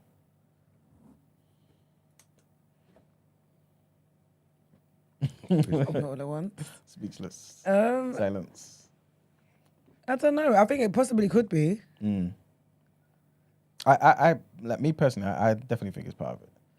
Like as much as obviously I believe in capitalism, right? Especially because it's 2023 and everybody seems to operate that way, right? Them selling things to the West, them working so closely with them, and them basically not prioritizing their country and the citizens is the reason why we're in this situation. That's what I personally think. It comes to a point where we can't keep blaming other people though. Yeah. And these presidents, prime ministers, whatever, they need to be held accountable. You know what I'm saying? Because people are actually dying, and it's getting ridiculous. And like I was saying, the reason why I put a bit more blame on the Ghanaian government than I do, let's say, Burkina Faso and some of these other francophone countries is because their chokehold isn't as bad as the francophone countries. Yeah. They are like their currency is linked, totally pegged to the euro. They're not winning, pretty much. You know what I'm saying? Unless they completely break ties. But Ghana's independent. Yes, every African country is independent on paper, but they have the capacity to change certain things. And when you look at somebody like Akufo-Addo, right, who came in and everyone kind of knew he was a business-minded type of person. He was about capitalism. Let's build things. Let's you know what I'm saying? Let's privatize certain things. And that's probably why they voted him. This is it, exactly. But when you look at how everything's turned now, and inflation's crazy, and then you go and borrow $3 billion from IMF, and then you say you're bankrupt, and So what did winning. What did you Nothing's take the working. $3 million for? This is what I'm saying. I remember when I went in, was it Easter, and they were complaining about they were looking at the dollar, and I had a friend who was like trading, and he was livid. And obviously, I don't understand that side of things. I'm not financially literate like that. But it was just coming across like he just keeps borrowing money and making it a lot worse. And in doing that, the value of the CD is just getting lower and lower and lower and lower and lower. And it holds no value. Exactly.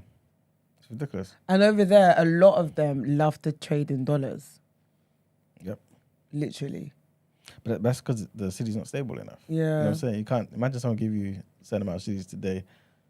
2 weeks later, you've lost the value just by having it in your account. Yeah. It's a joke. That's what's nuts. And I guess that the reason why, again, that's bad is because for people like us who go over there, it's like, yes. It holds so much more, like your pound obviously will extend a lot further, but it's not good for them. Yeah. Last question before we wrap up, yeah. And this is not to sound condescending or anything to our people back home. But what do you think about the narrative that people kind of push that, you know what, it should be us in the West who got education here, this and that, to go back home and start trying to lead? Yeah. Trying to get into positions of power, become politicians, you know what I'm saying? And lead. I think the only way I think that can not make sense here, but I feel like you have to come from a place of experience. Okay. Do you get what I mean? So if you haven't, I'm not saying I think it's cheeky, but do you get what I mean? It's like you can't. I feel like if you come from a place of privilege, it's a bit not disrespectful, but it's like I feel like cheeky. It's cheeky. It's cheeky. It's like you haven't lived their real life experiences, so you're not coming from that real kind of place of emotion because you know what it feels like.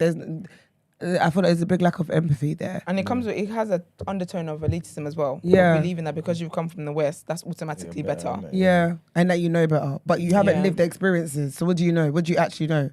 Yeah, but also though, if your best exports are out of the country, then what does that mean? Like if your best Ghanaians, your best Nigerians, whatever, no matter what field it's in, if they're doing work for other countries instead of home, what does that do in it? But that's the thing though. But that's the thing, that's what they leave.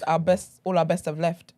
I feel like there's best that's there as well. And I think that's where the whole elitism, because it comes across as though we're overlooking homegrown talent for talent. No, not to say that there's no best at home, but it's saying that if you've left and you've reached the top of your field, if you come home, because the charity starts home, if you come back and start doing the work, then obviously that's better, no?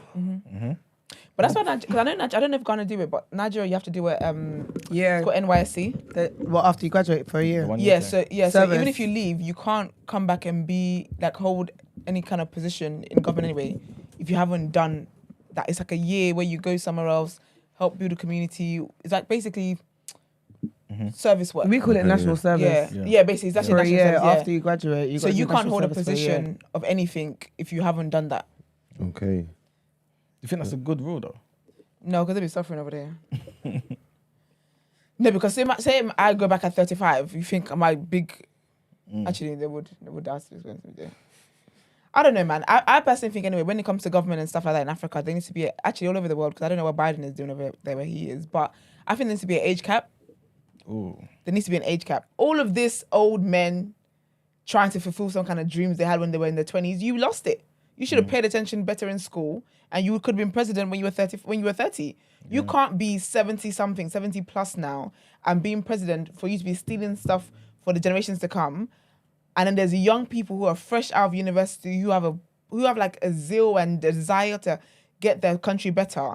But you're there, you're Agbaya, not knowing what you're doing. Question with that though, is it also not looking at things from a place of experience, because realistically, when you've just graduated, what real life experiences do you actually have? Do you understand what I mean? Not, and I'm not agreeing with the old men who are stealing, but like I do feel like I get why they're all most of them are a lot older, because you have more life experiences. To be a young 20-something-year-old to run a country. No. But that has to be the same way. There's a end date. That has to be a start date as well. So maybe like 30, like from a minimum. 35. Because when you finish university, you've had time to be like serve in parliament, to be a minister, to do something local on a local level. Yeah. So you've got time to build your experience before you get there. Because the issue with all these old people is that they've double backed. Like our current president was a governor when I was in nursery. Like I was actually in nursery when this guy was a governor. And I'm now the age I'm at. And I've lived long enough to see him now be president. When do we stop all of these things that you're doing? Do you get what I mean? Like, because there's younger people who know better, who would know better. But these people, they're just there to steal. Even who was Buhari? He was a president back in the day. Yeah. He came back to be a president years later, 2 terms again. Do you get me? So at this point, it's not even just greed with them stealing money. It's greed for power as well. Give other people a chance. And some of them want to then pass it on to their kids as if they can write in their will. It's ridiculous, man.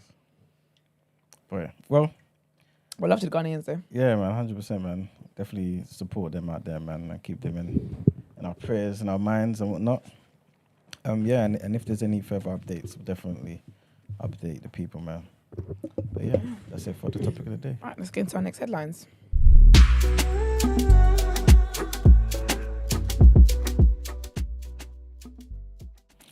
All right, so the former Transport Secretary has said it would be crazy not to review plans for the HS2 rail link as costs have soared. Grant Shapps was speaking to the BBC and he said that the Ukraine war and a spike in inflation means that any government would need to make serious decisions on affordability. The BBC understands that the definitive decision on HS2 could be made as soon as this week, and the government has so far refused to commit to the current plans. HS2 is intended to link London, the Midlands and the north of England. The first part between West London and Birmingham is in mid-construction. So, yeah, for those who are unaware, it's meant to be linking London to the Midlands and to the north of England, right? A high-speed train network. But the scheme as a whole has already faced delays, cost increases, and cuts. So the last official estimate on HS2 costs, excluding the cancelled eastern section, added up to £71 billion. This was in 2019 prices. So that does not account for the spike in cost for the materials and wages, for example, in recent months. The numbers were given to Parliament in June and include up to £26 billion for the whole of Birmingham to Manchester. They also exclude what is left of the eastern leg and a scrapped Goldbond link in Cheshire. Next headline takes us to France, where the President Emmanuel Macron has said that France will withdraw its ambassador and end all military cooperation with Niger following a coup, thank God. So Macron has said that France has decided to withdraw its ambassador. In the next hours, our ambassador and several diplomats will return to France. He added that military cooperation was over and French troops would leave in the months to come. The military junta, which seized power in Niger in July, welcomed the move. They actually released a statement, and they said this Sunday we celebrate a new step towards the sovereignty of Niger. There are about 1,500 French soldiers in the landlocked West African country. The decision by Paris follows months of animosity and protests against the French presence in the country, with regular demonstrations happening in the capital, Niamey.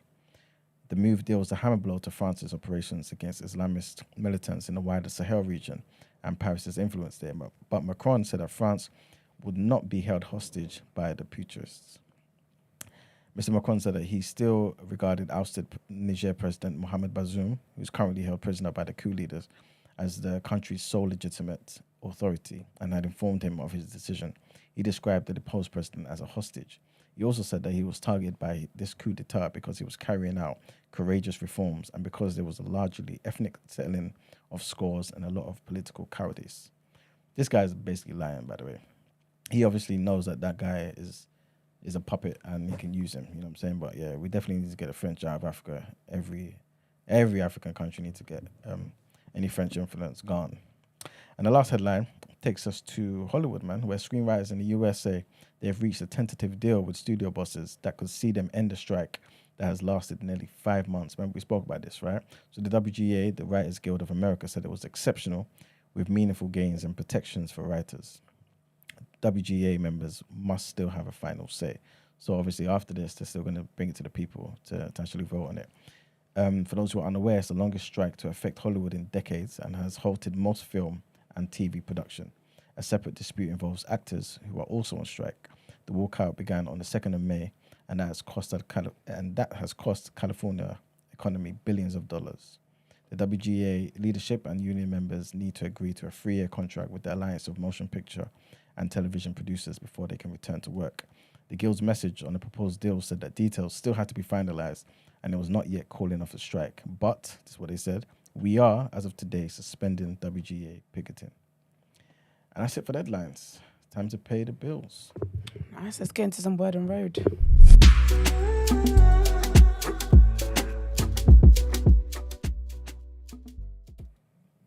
Okay, so do you guys remember when we had the lovely Cambridge kids? Let me not call them kids, they're actually grown people. The Cambridge youth. I sound like a older woman. So we got a voice note from them to play. Okay, thank you.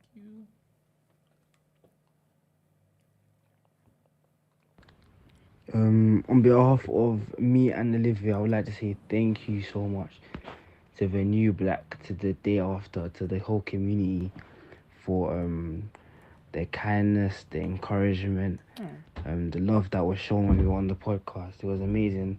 It was such a great experience, and we shared with all our friends, our family, and they all got to see that it was a great experience. Thank you so much for having us on the podcast. Olivia has been in Cambridge for the past week and a half. Yeah, so she's doing it netball preseason.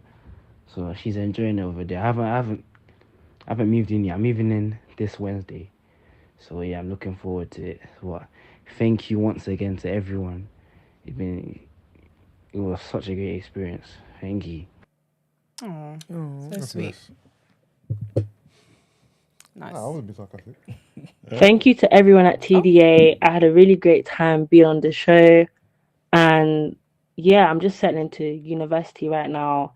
And to everyone that was in my position, who's in sixth form or about to sit exams this year, just keep working hard and just keep pushing, because you can achieve what you want to achieve. Amen. And I'm an example. Oh, All right, so they got I love the them. $250 each on the weekend, Nice. and they left a voice note to say thank you. Oh, that's so sweet. Yeah. Big up them, man. Yeah, big up them, man. All right. After that wholesomeness, let's get into some mess. Oh, Brent, why didn't you tell me you were going to add things in there? All right, so let's tell them about the play that we went to see. When we took a brother and sister trip. It was nice, wasn't it? Yeah, we had date night. We did have date night. So the play was called A Mirror. Is that what it's called? Yeah, so basically I went on his page, right, and I saw, you know when they have like, when the actor does like a little campaign for it, it's like a picture of them, whatever, and it said This Is a Lie. So I DM'd you and I was like, Margs, the play's called This Is a Lie. We're so dumb. But then I saw that wasn't your name. So that I unsent it. Oh, I think I didn't see that. No, yeah, I unsent it. But yeah, so it was called A Mirror. It was 2 hours long. It was starring Micheal Ward. Let me get the girl's name because she deserves a shout out. You know who she is? Who's she? She's the little space alien sex freak girl. Excuse me? From where? From Sex Education. Oh, I haven't watched that. Oh, you seem to watch that, man. Oh, is it? Sex Education is dope. Okay. I haven't watched that. So her name is... I was thinking, why does she look familiar? Hold on, where is it? Oh, Sarah Horton? Is it? Hold on. What's wrong with your Wi-Fi in here? No, it's Tanya Reynolds. Tanya Reynolds. Sarah Horton is the girl that was playing the... What instrument was that? Organ? No. Cello? Cello. We're so cultured. Look at us. All good. Don't be silly. You weren't there. You don't know. You weren't there. But yeah, so she... Can you laugh like that? It's so different instruments. That's a proper hearty laugh from him. I know. He's Because I embarrassing didn't me. expect you to say it's a cello. Do you understand? You was going to be like a piano. I can hear piano. I can't hear cello. Do you understand? Not from organ. Anyways, I'm cultured now, so shut up. So yeah, so obviously this plays a lot. So basically it was interesting. It was 2 hours long, no interval. So we had to get our drinks beforehand because that was going to be it. We had good seats, to be fair. Yeah, it did. We could see it, which was nice. Danny Kaluuya was there. Big up Danny Kaluuya.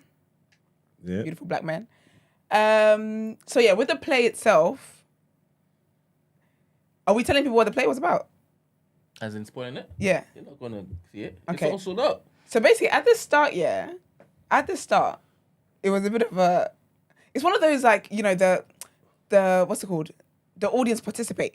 One of those ones, but it was very confusing at the start, and I made a light joke talking about this is giving Inception. It was like Inception. It was Inception. It was Inception really? theater It was edition. It's like a play within a play. Yeah.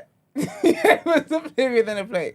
So basically, the setup is like a wedding. You're Wait, why are you attending a laughing, wedding. bro? That would have stunned my head. Spun my No, head. it wasn't. It was a play within a play. It bro. actually was. So when you get there, they give you like an order of service as you would a wedding. So essentially, they say you're attending a wedding. Yeah. It's a wedding setup where you see Micheal Ward come out. He's a bad boy actor, by the way. He's not to play about. But he comes out, the groom waiting, whatever. So as soon as that happens, they shut the doors and whatnot. They're like, this sound goes off. They rearrange stuff, and then now we're in a different scene. Do you get me? And then so at random points, we go back to the wedding. That's what made it a bit confusing because it's like, okay, what are we doing here? Basically, in that time where they live in, it's illegal to just perform arts or whatever, to just do a play or stuff like that. You got to get permission. Yeah, you got to go through the Ministry of Arts and they They screen. they screen it Yeah. and vet it and stuff like that. So it's a writer writing about the freedom to be able to write and stuff like that. It's a very condescending concept, if you're honest. But anyway, like, so basically, the wedding was the sham, innit?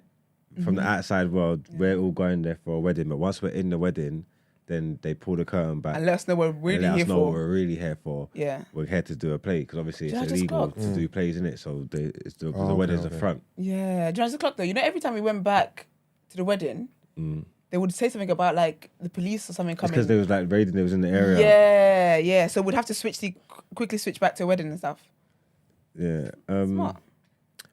It was Interesting. interesting. I feel like 2 hours is a long time. I'm being very honest with you. And I think 2 hours after a long week, my eyes were stinging. Not because it was boring, but it was just long. But I think when it then finishes, though, it does really tie everything. Everything makes sense. That makes sense. So basically, the guy who wrote the play, we were there to see. Remember, they've got the ministry that has to vet the plays, right? So when he originally wrote it and gave it to the ministry, he got arrested. Because I guess basically his play was going to disrupt public peace, right? So he got arrested wherever. Whilst he was being transported to the camp, the prison, he basically escaped. So he was on the run, right? And then it was him being on the run is how he then put this play together for us to actually see what it was he wanted to do. So he never really got a chance to go on stage. So he had to escape. He had to escape, basically. Oh yeah, that's why it was proper Inception stuff. It was a play within a play. It really was a play within a play. Like, no, seriously. No, dead ass. Dead ass. A play within a play. Because basically, the wedding was a shams, so they could really show the play in it, Yeah. Then the play that we're actually watching, is his script. Is one of the characters real life, but he wasn't playing himself, if that makes sense. Okay. So Micheal Ward was playing Johnny Lee Miller's life, but Johnny Lee Miller was actually in the show. Does that make sense? That's why. Yeah. Are you with us? That's why it was confusing. So the play that they was putting on for us was a real life story, but it was that guy's story. Yeah. They was playing different characters, like. Yeah. So it's all confusing. It's all Inception stuff. And then in the end, they get arrested. And then the guy who's arresting them is the one who then lets us know that you guys have been called here under force blah blah, and we're all accomplices to the thing, and so we're all gonna get arrested. Yeah, we got arrested too. We got arrested too.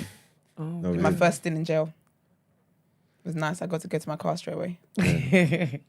Explain that back to me. What? What You part? just said that you all got arrested. No, Meagan, it's You didn't flinch audience because you've been engagement. here before, innit? So what How did I feel? I was nervous. It was a lot of sounds. I don't like sudden sounds and sudden movements. Did you turn to Marks and say, what's going on here? And then Marks is like, We got No, Joyce, I'll be honest. I was nervous, but because I knew he was there for while he's been through this, I'll be fine. All right. Wait, Let what do me- you mean? What, they had like fake officers or something? Yeah, so they were rolling on the floor. There was a whole thing. It was like a whole siren. The lights went off. It went completely dark. And what, They were came in by shouting, the "Get on the crowd, ground, they get on the blocked the ground." door. Well, they came Did you have to go on the ground? They came in the What's crowd Yeah, they came out of the Vacuum crowd makeup. and and that. told you not to what, get on the floor. But basically just told us don't move. It was Yeah. under arrest. Okay. But the actors and actresses had to get on the ground. Oh, okay. They got arrested. The girl actually got roughed up. Yeah, it did. They did get roughed up. But it was really, really good though. It was really, really fun. Micheal Ward is proper sick, man. When I think about the fact that he's actually been in a series, he's been in a film and No, he's doing theatre film. now. Like, do you get what I mean? Like, he's so versatile as He's an got actor. range. He's really got range. He's definitely got range. And that girl is hilarious. She was my favourite, I can't lie. Yeah, she was funny in it. She was hilarious. She was too funny. But she's funny in In Sex Education as well. I wouldn't Some watch that's it. just funny after that mannerism, just like the way they do things. Because that's what it is. It's her mannerisms. It's just the way she, like, it's just, yeah, it was hilarious, man. It was really good. It was actually really good. It was a good play. Out of 10? Don't look at I'd each give other. I'd give it an 8. It's quite high. You? I'll give it 8 too. Thank you very much. The camera's rolling. Yeah. Oh, sorry. No, I'm playing. But no, I feel like it was good. I think, to be honest, in the moment though, because we had to have a debrief afterwards to gather our thoughts while we're going home, right? But in the moment, it was just like, what the hell is going on here? Like, what is this about? But I think after, when we had a conversation after, it's like, Yeah, that's what they did there. It kind of did all come together, and then It did. I was watching it like, what the heck? No, what the heck? Like, I'll be honest. It was a good thing they had an interval. I don't know I would have come back after the interval. Because they didn't grab me. Do you get what I mean? I think it was just long. It was long. It was funny and there was like funny moments and stuff like that. But it was just like I didn't see where the story was going. I was like, is it going to be a star after this? Is it going to be on TV? Like, where are we going? Where is this story going? That kind of fair is not for everyone, because obviously we watched it through black eyes, so it was Yeah. different. If we watched it through white eyes, I think. They had the time. But that's not traditional theatre, though. What do you mean? That entire experience that you all had, that's not traditional theatre. So Brent, when you say you could have counted how many black people were in there. through black eyes, Well, we could see the black people in there. We could. We all knew each other. We was all experiencing similar things. People with white eyes was saying They were loving it. Yeah, it was walking out like, oh, that was riveting. She's like, that was the best thing. That was the best thing I've ever No, seen. we actually, police were that woman said it, yeah. Me and Marcus were like, what did you watch? She said that's the best thing ever. This We're is like, interesting. okay. Interesting. Alright, girl. Off the back of what they've said, Emmanuel, how do you think you would have received it? I like the things that make you think, though, innit? Yes. So I think I would have been like, yeah, okay. You Nice. might have been like, yes, it was. Yes. I may not have said riveting. But I think was I might, cool. I might have been intrigued by it. Yeah. But no, it was good, man. Big up all the actors, and they did a great job, to be honest. And I feel like even with theatre, because obviously with like film and stuff, yeah, TV shows and whatever, like you can forget your line and stop. No. You can't. Because it's only like 4 of them, innit? Yeah. Really and truly. So you really have to know, like, you have to know your lines. You have to know what comes next and whatever. And it's interesting because remember when we had the Wright brothers here the other day, and they were talking about sometimes something happens that you don't clock is meant to happen, and you play along. I think someone threw a chair too hard. It didn't land right.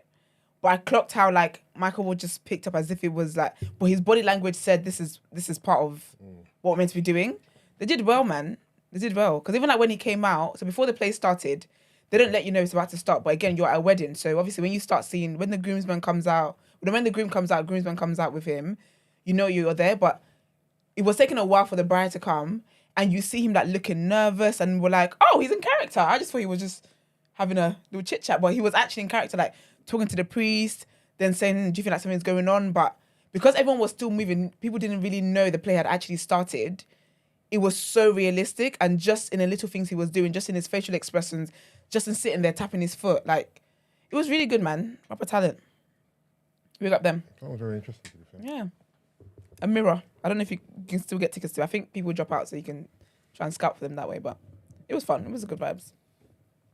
All right, all of that, after all that wholesome blackness. Actually, this is still black.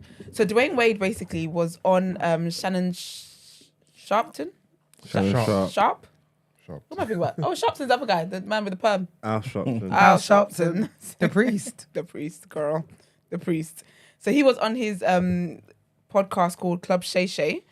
And I just saw Gabrielle Union trending, but I saw her trending with this tweet. So it's a tweet that basically got like thousands of retweets and whatever. And I was like, oh, this is horrible. What did Dwayne say in this podcast? And the tweet basically said something like, if Gabrielle knew she was always gonna have a problem with this child, she should have just left Dwayne Wade. Sounds as though she's out here causing problems in a child's life. I go to listen to the podcast. I just listen to the clips. It's nothing like that. I don't know how that person got the message they decided to tweet, and thousands of people ran with it. It's damaging. It's damaging. I would have been so pissed off. So basically, in the podcast, he's talking about remember how he had a baby? So he and Gabrielle Union been together for years or whatever. In 2013, they were on a break. During that time, he fathered a kid, whatever. He's talking about how he had to tell her. But he was saying that he knew that, first of all, I'm a public figure. This is already mad as it is. But he was like, he did not know how he could bring himself to tell her this is what's happened. And he was like, he didn't have the courage to just face her and be like, okay, this is what's happening, blah, blah. He said he even considered breaking up with her, but she wasn't having it. She was like, what's going on? Kind of thing. So that's what he was saying. And he was saying how doing something, that happening has definitely had an effect on the family. Like, it's a long-term thing.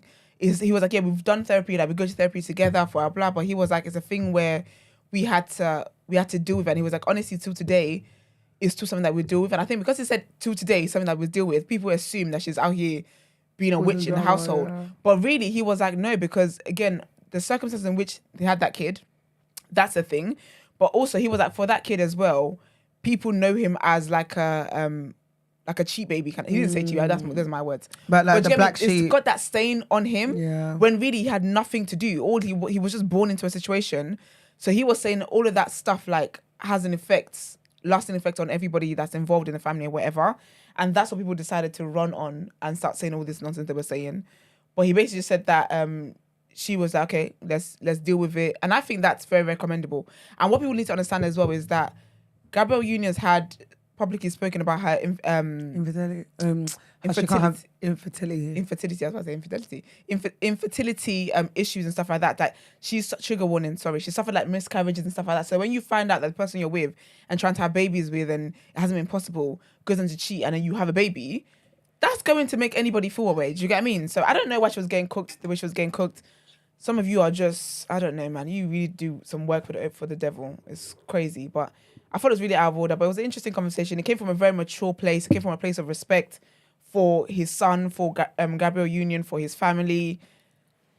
There was nothing bad about anything that he said. And I don't understand how people got what they got. Was it a break or did they break up? They were on a break, I believe. Okay. Yeah, they were on a break. How long, do you know? I don't know. He didn't say. So technically, is that class as cheating? Yeah, I'm thinking. Yes, it is.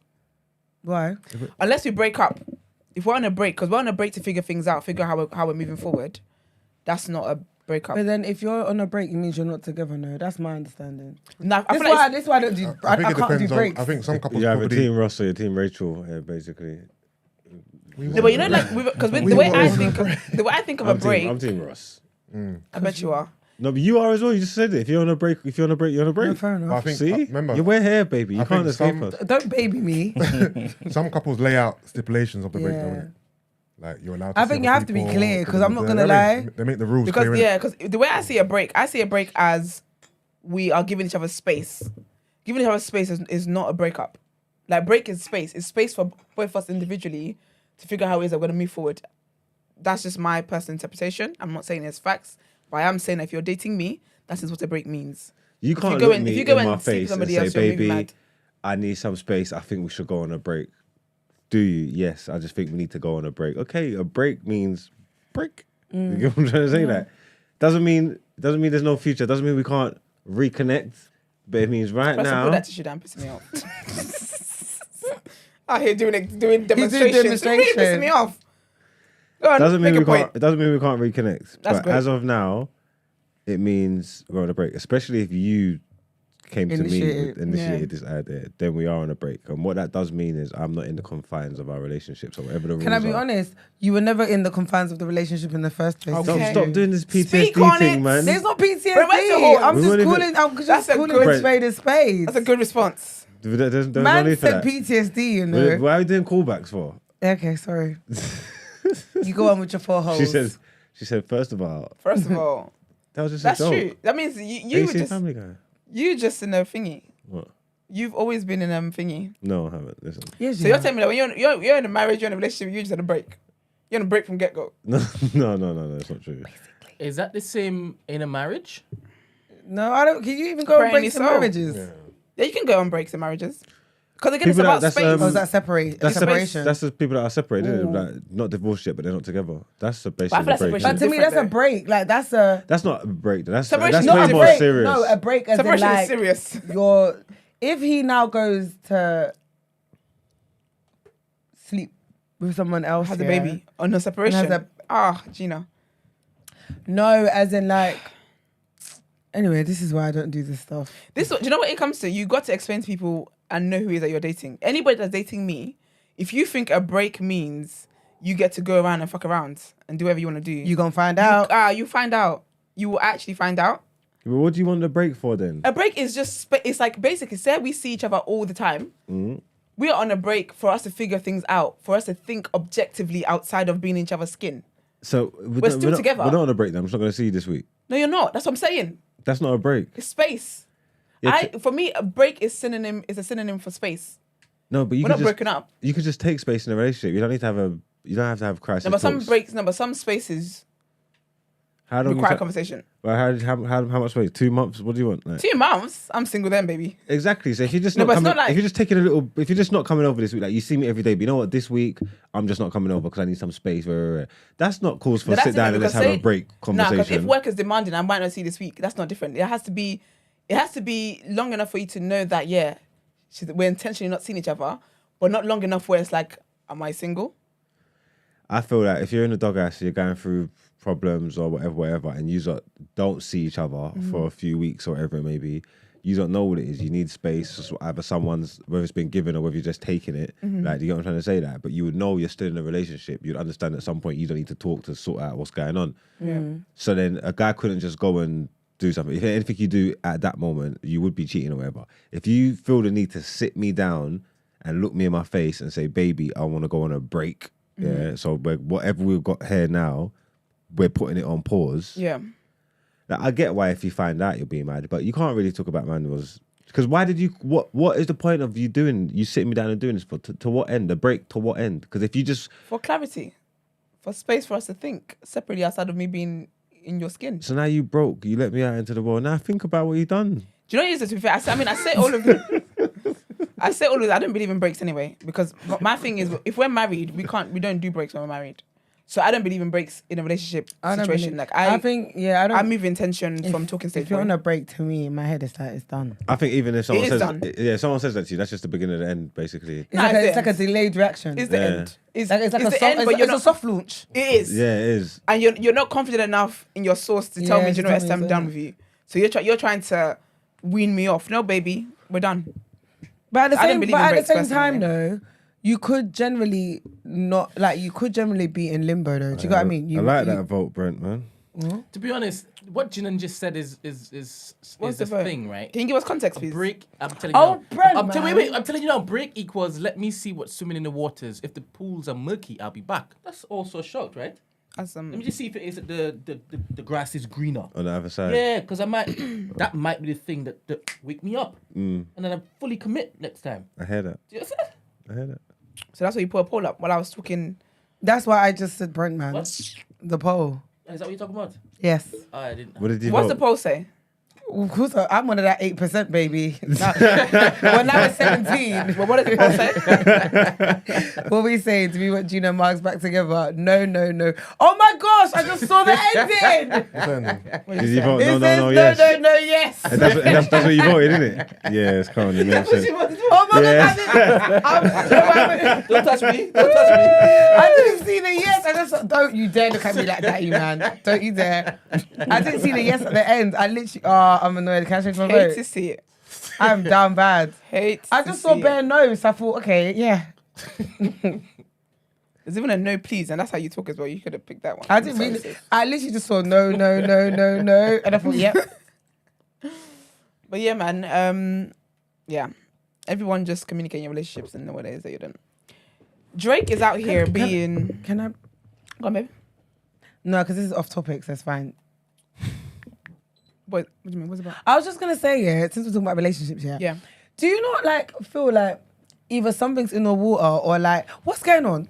Everyone's getting engaged. Like do you know? No, Is that what you no, mean? No, the other way around. Everyone's getting engaged and getting pregnant. No, I feel like everyone's like separating and getting divorced. Like I feel like we've been speaking about this. I feel like within the last like. Do you think so? Girl, the last week was crazy. Yeah, like Yeah. obviously, I guess in the celebrity world it's heightened, isn't it? Because we're gonna know about this information. But I just feel like Even on a what was it that Aloni's line? Even on a low level, everyday level. I just feel like there's a lot of separations. Like, yeah, what's going on? You're out there, hold tight to your partners, boy. It's mean in these streets. Why is the There's something majority of going your on. friendship group in relationships? Me, Well, depends what type of group you're talking about. I've got different circles. different groups of friends. I have a group where majority of them are married. But I do have, like, it's getting there. Yeah. I'm one of the last, not one of the last, but like, there's still like a few of us that aren't. But yeah, I just think, wow, like. Good job. Do you know what's funny? You know the wedding on Saturday, yeah? My mum was there and I was looking at her and I was like, oh, I know how she feels, man. She's looking at Just me. sitting thinking, there doing prayers. Where did I go wrong with you? So she's sitting there praying, yeah. Here you go, doing synchronized dancing. To be fair, I saw her. I spoke to her. What is it? Yeah, she seemed a bit like. I know. That made me You know what I mean? laugh. You know what made me laugh? Yeah. Disappointed. When Bev's husband was giving his speech, which Yeah. was beautiful, we were all recording, and then my male friend recorded. It was like, all of you look like God when, like, because we're all Wow. there. Nah, that's so funny, man. No, They always do that at weddings, man. I'm just like, just relax. My and- sister was even like, and I was saying, to you see, my sister, yeah, she's very antisocial. She don't really go out much. Yeah. But when it comes to a wedding that my friend's getting married, Georgia gets material. She Love that for her. commits, and I was like, why'd you do that? Because she was just like, because I'm tired of waiting for you. Okay. I was like, oh, That'll do it. Shots. That'll do it. literally, That'll do it. And she's like on the way home from the wedding, she was just thinking, Gina. hello. I was like, please, Oh.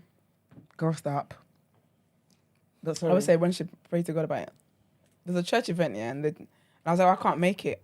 And she's like, oh, you going on a date? I said, no, I'm not going on a date. She's like, oh, well, if you come, we can pray about you going on a date. I said, right, red flag. Does that make y'all feel away?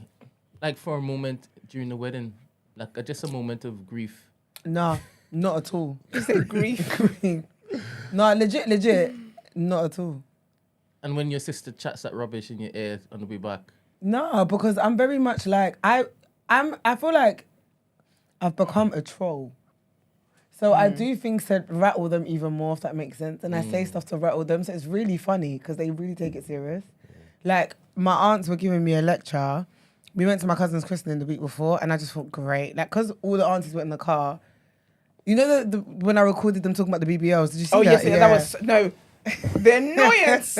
I think the answers, I'm like, do you know this person No, said, they yes, started you better listing- name them. No, it was killing me because they So were funny. like, look at our roster. They started naming family members. I said, okay, you know, it's It coming was, out. I love that. But like in that car journey, I felt great because I knew what that car gonna journey come, meant. yeah. But it was fine because I rattled every single one and I took so much pride in enjoying it. And I thought, you lot are really upset right now. How'd you rattle them? Because I kept saying stuff like, why do I have to get married? And then I was just like, why do I need a man? They get and then, hot and bothered. and then I said stuff. I said, I got loads of male friends. So if I really want to have a baby, I've got bedrooms that I can holler at. Oh, they dear. weren't.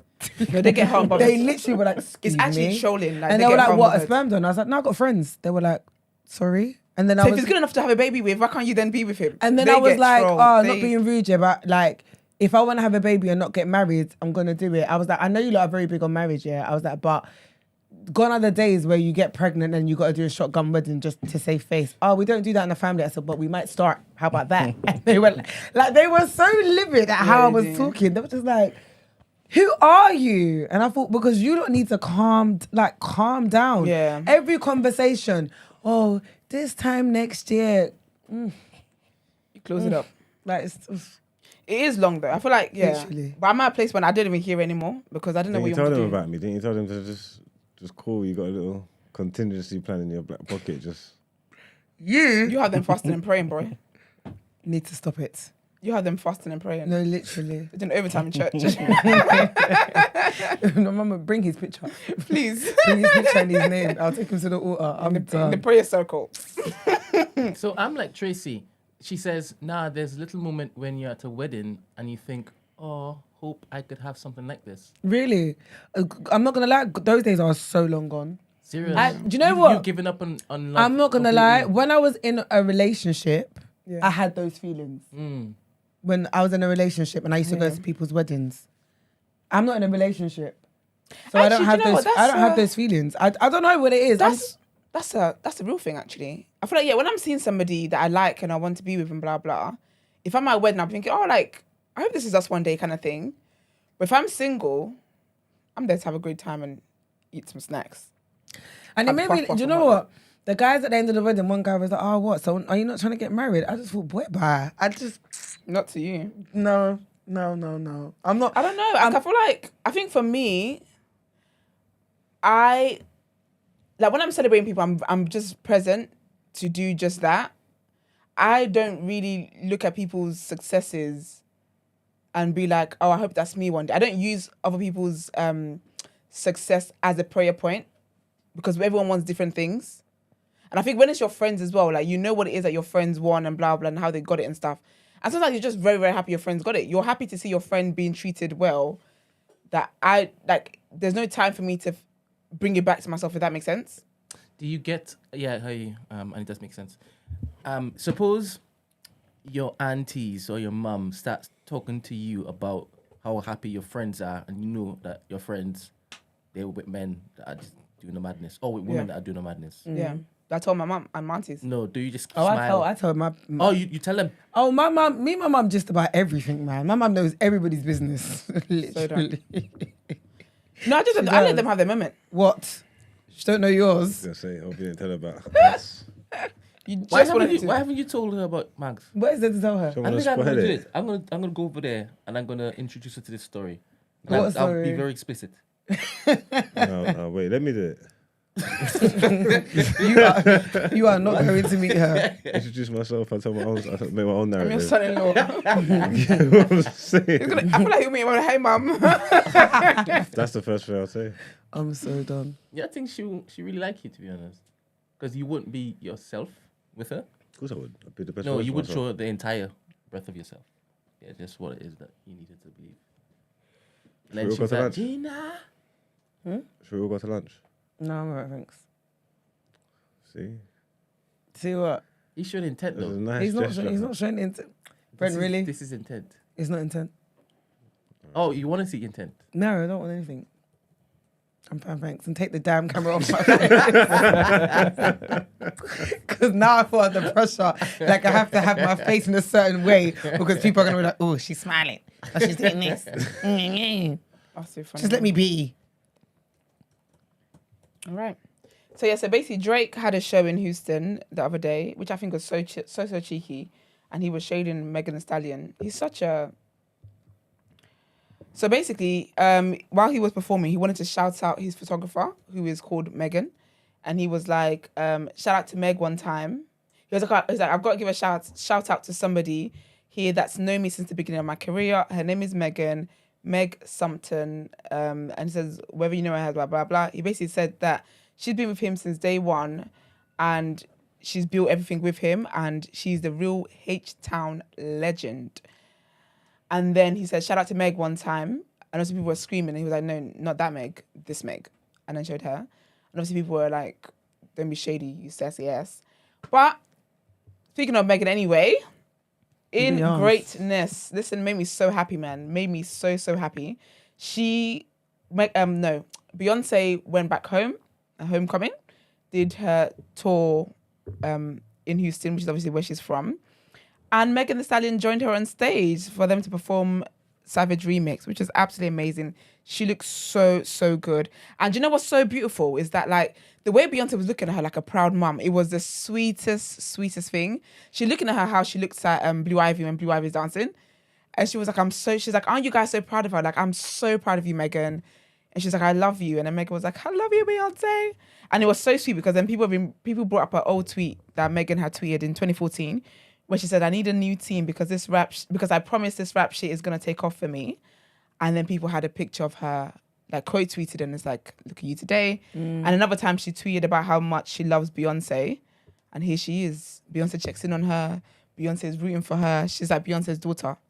So big up Megan Thee Stallion, Black Excellence, big up Beyonce as well. The show looked absolutely amazing. Like it looked so good. I think next time I see Beyonce, I might have to take a trip to see her elsewhere because it looked amazing.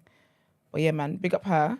And also in great performer news, Usher has officially been announced to headline the Super Bowl halftime show in 2024, next year. I think the ad was one of the best things I've ever seen. I absolutely loved it. So basically, it was a cameo from his, is it Confessions, right? The clip. The clip, yeah. And then basically on the other end of the phone is Kim Kardashian telling him. So she's getting her makeup done or whatever, and she's basically saying like, it's confirmed, and it's such a nice dialogue with the video that we know and her and whatever, and I just really liked it. I big up Kimmy as well. But yeah, so it's official. It's been announced, and he will be the halftime show performer next year, February the 11th, 2024, in Vegas as well. And I know he's had like a residency going on. He was in Paris last night as well. I'm not sure if he's got a few days there, but yeah, he needs to make his way to London town. But yeah, man, that looks amazing. I'm looking forward to watching that. I think that's gonna be so sick. Oh, I forgot. My bad. All these extra things threw me off. But basically, there's rumors online at the moment. I don't think it's got anything to do with anything personally, but there's rumors that people are questioning whether Meagan Good and Jonathan Majors are married. Why? They're not. They were at a gala that was being hosted by Meagan Good and Lorenz Tate. So sweet. What's his again? Councilman Tate. He literally looks like Councilman Tate in everything he does. Because that's his brand. That's He's his playing brand. himself. And you know what's so funny is that the way they're at here, it looks like Truth.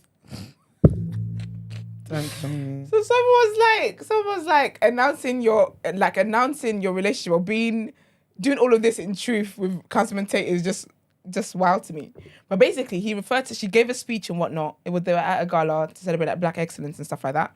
She gave a speech and she's like, "Oh, baby, have you got anything to add to it?" And he was like, "Well, you know, you guys you've heard the missus. The missus said it all." That's what they said. They called her missus. How don't you all get called that? Like, it's not a marital missus. It's just that's my girl kind of thing. So, anyways, at the moment, the internet, everyone's having all sorts of reactions to the fact that they think that they might be married. I don't think they're married. I don't think. Meagan Good is she loves marriage, like she loves that institution. I don't think that would be her vibe. How quickly do you go? Sorry, how quickly do you all come up with nicknames for each other? Very quick. Sorry, let me go around the room. Like, what's one thing that you fondly remember somebody calling you? Can't You share don't have that. to say. Why? I don't want to. What do you mean? Why? Well, say something else then, innit? Don't choose No. the best one because you want to keep No. that sentimental. No, I just. You got one more strike with me today. No, I don't know. You do. Just No, 'cause- you do. no, No, just 'cause it's you not laugh. to do with his laugh. I didn't even hear his laughter. What? I heard your tone. That's what I One heard. strike. What did I do first? But no, I like cute pet names and stuff like that. But none that I Can can you share. give one that you've told somebody else? No. All right. How about you, Manuel? No. Did I ask such a too intrusive question? Yeah, Okay. to a Never degree. mind then. Never mind. And you ask Marks. Yeah. No. Gina's No, not I ain't gonna. got a nickname. I ain't got a nickname. Do your makeup nicknames and stuff? Yeah, it depends on the Yeah, depends on the circumstances. I guess. Why are you looking at me? What's your nickname? What's your nickname for Gina? Oh, fuck off. There you go. My little throat goat. What? Throat What? What did you say? Throat goat. Nah, he's take violating it. you, man. This is crazy. We're not How doing he this. said it, he was like, That's "Fuck guy." wild. Throat goat. You've been giving a That's wild. fellatio, huh? Okay. People's journal, please hit the Wait. button. HR! HR's quit over you lot. Y'all done made her He quit. really called me throat goat. I'm HR dead. has quit. I went from meeting the mother to throat goat. Yeah, you ain't mean her Range. mum. Ever. Is that because of the hand on the throat? Don't try and bail it. Brent, bail him stop out. it. I don't know why I went with that verse. I was Yeah. just trying to make her laugh. Because it's on your sleeve. There you go. No, I was just trying to make her smile. That's it. You've got throat got in your sleeve. No.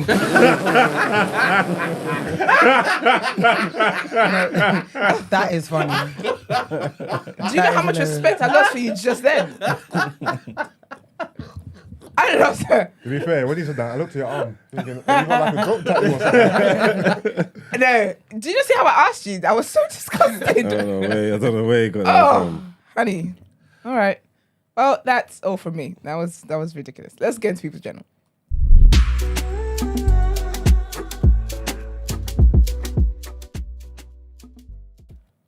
All right, people, welcome to the People's Journal, where I give you the news from an economics point of view. First thing I want to talk about is inheritance tax. I think So- it's a scam. It's one of the worst things in the It's the world. worst thing ever. 100%. Right up there with insurance. Bruh. So, inheritance tax, right? So, what's his name? Grant Shapps, who's a government minister.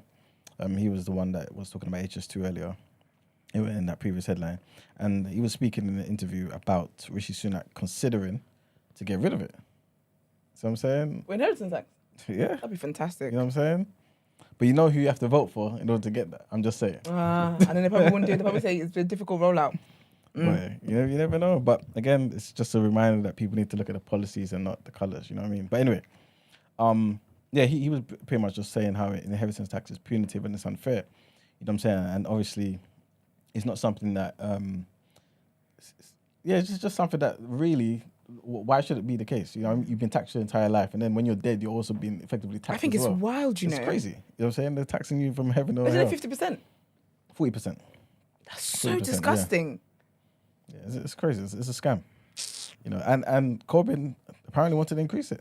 You know what I'm saying? So a lot of people feel like, especially a lot of socialist groups, not everyone, but a lot of them feel like that's one of the reasons why we have the inequality gap that we do. Because a lot of the time, people who are old or die, they're able to just keep all that wealth in the families, and that further exacerbates the gap. So if we are to tax them, effectively, we could potentially close the gap. So that's one side of the argument. But long story short, I think it's one of the most horrible things in life, to be honest with you.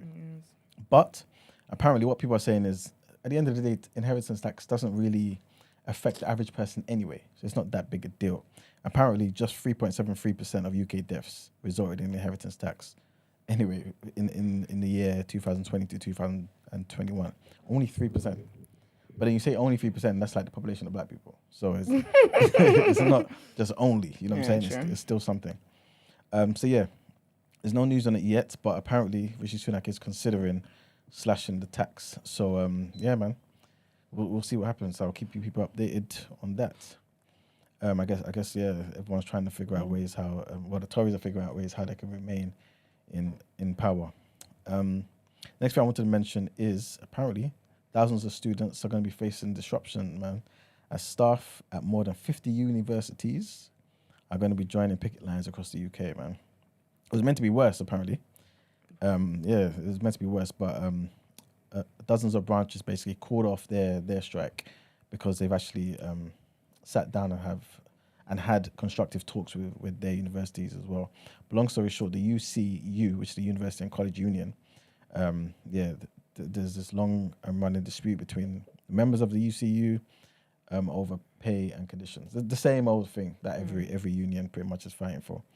The UCEA, which is the Universities and Colleges Employers Association, they say that what they've offered is the highest offer in 20 years. So really, the UCU should be kind of open to this and sitting down and trying to make things happen in it. But long story short, the UCU are basically saying, which is the union, we don't want like you to give us something that's better than the last one or the best thing that we had in years if it's still below inflation. Because otherwise we're effectively getting a pay cut, you know what I'm saying? So what they're saying is we want an above inflation pay rise and we also want to end to insecure contracts. So something that just gives us a bit more stability, especially during these tough times, man. Cost of living, high mortgage payments, and all types of stuff out there, man. So the union says that more than 20,000 staff will also be taking part in the strikes, which will coincide with Freshers' Week, right? For many of the first year students. It says the action is now targeted at the very worst employers. So obviously, like I said, some universities are not doing it because there are constructive conversations being had, but others, they're still there, man, trying to get at their necks to, bring about better conditions for the working staff. Next thing I wanted to mention is, and we kind of touched on this before, well, very briefly anyway, last week when we were talking about electric cars. And basically what they're saying is, well, according to an industry body, which is the European Automobile Manufacturers Association, they basically said that the new Brexit trade deals, or trade rules, covering electric vehicles could cost European manufacturers £3.75 billion over the next 3 years. So these rules are meant to ensure that EU-produced electric cars are largely made from locally sourced parts, right? But obviously, when you do that, you may not always get the best deals, you know what I'm saying, the best prices for certain things. This is the problem when you try to introduce tariffs and subsidies. Like, people are not, it may seem like it's a good practice, like in the present, but long term, it has some long term effects, man. And obviously, companies are always going to try and pass on their costs so they can maintain or at least secure some of their profits. You know what I'm saying? But yeah, manufacturers on both sides of the channel basically say they're not ready for this type of rule to be rolled out and for everybody to kind of abide by it. The ACEA, which is the European Automobile Manufacturers Association, also warned that the measures could reduce the output from EU factories by almost 500,000 vehicles. You know what I'm saying? And all in all, like I just said, that means customers would pay the price. That's overall. That's always going to happen when you're factoring in private enterprises and you know what I mean, and the services and products that they try to give to the people. And the last thing I wanted to mention is the state-owned bank, British Business Bank (BBB), apparently has swung into an annual pre-tax loss of more than £147 million. So yeah, man, they said that wider economic problems led to a drop in the valuation of their business and all the stuff that they pretty much invested in. So they made £1.6 billion of funding agreements in a year, despite the challenging economic environment. But yeah, last year they gained 620 million, right? But this year the value of the investments pretty much fell by 146 million, which is basically like a 5% dip in the last 12 months to the end of March.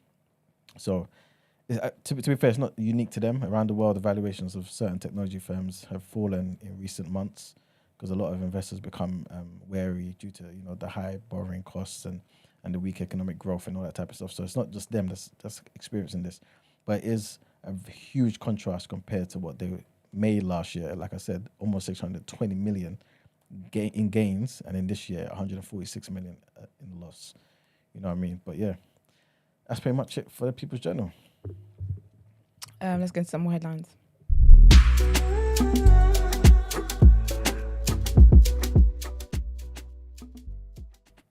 All right, so next headline: Sheffield City Council is to become the latest local authority to face a mass equal pay claim from women who have been underpaid by up to 11,000 a year.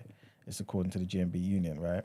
So the union has also claimed that thousands of women will launch claims against the council today over a scandalous job evaluation scheme that discriminates against female-dominated roles. It said that the council is underpaying those who work in roles such as cleaning, caring, or housing allocation, and that comparable male-dominated roles have higher pay grades. The GMB union said that cleaners are grade 1, while caretakers are grade 3, which translates to a pay difference of about £1,710 a year. It also added that senior teaching assistants are grade 5, while night noise officers are grade 7, which results in an annual pay difference of £11,000. But Sheffield City Council said that it has an appeals process that allows staff to challenge their grades. The dispute comes 12 years after the council settled an equal pay claim by female workers before it reached the Supreme Court. In September of 2011, the council agreed to recompense 11,100 lunchtime staff, cleaners, and care workers who claimed that they were paid less than their male workers. Yeah. Next headline, trigger warning here, guys. And yeah, we pretty much touched on this on Friday, I believe. And basically, a woman has been arrested after a missing newborn baby and 3-year-old girl were found. So the Met Police came out and said that the 31-year-old was held after attending the East London police station. The boy and girl were located at an address in Harwich in Essex on Sunday and taken to a hospital as a precaution. It comes after a search for Jamie Lee Kelly, who's 31 years old, who left the family assessment centre in northwest London with her children on Tuesday. The Met said that it was no longer appealing for information about the whereabouts of Jamie Lee Kelly. The arrested woman was also taken to hospital for precautionary checks. Police said that a 63-year-old woman was also arrested at the address on suspicion of child abduction, assisting an offender, and also perverting the course of justice. She remains in custody at an East London police station. Earlier, police said that 2 people from Dagenham in East London have been charged as part of the investigation as well. Ashley Hawkins, 52, and Jordan Hardy, 30, are due to appear at Southend Magistrates Court on Monday. They have been charged with 2 counts of child abduction. And the last headline takes us to outside of this planet, man, where apparently dusty samples from the most dangerous known rock in the solar system have been brought to Earth. So NASA landed the materials in a capsule that came down in the west desert of Utah State. The samples have been scooped up from the surface of the asteroid called Bennu in 2020 by the OSIRIS-REx spacecraft. NASA wants to learn more about the mountainous object, not least because it has an outside chance of hitting the planet in the next 300 years. Obviously, it will be longer. But more than this, what they're also saying is that the samples are likely to provide fresh insights into the formation of the solar system 4.6 billion years ago, and possibly could give us more insights into how life got started on Earth. And that's it for deadlines. Time to pay the bills. All right, let's get into the reaction.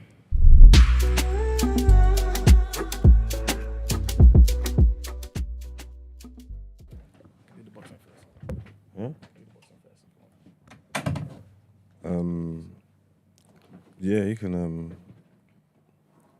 Well, yeah, you're gonna have to lead this. I didn't see none of it. Alright, cool. Yeah, man. So last week on Friday, we were talking about Joyce, having a rematch with Zhang, giving our predictions.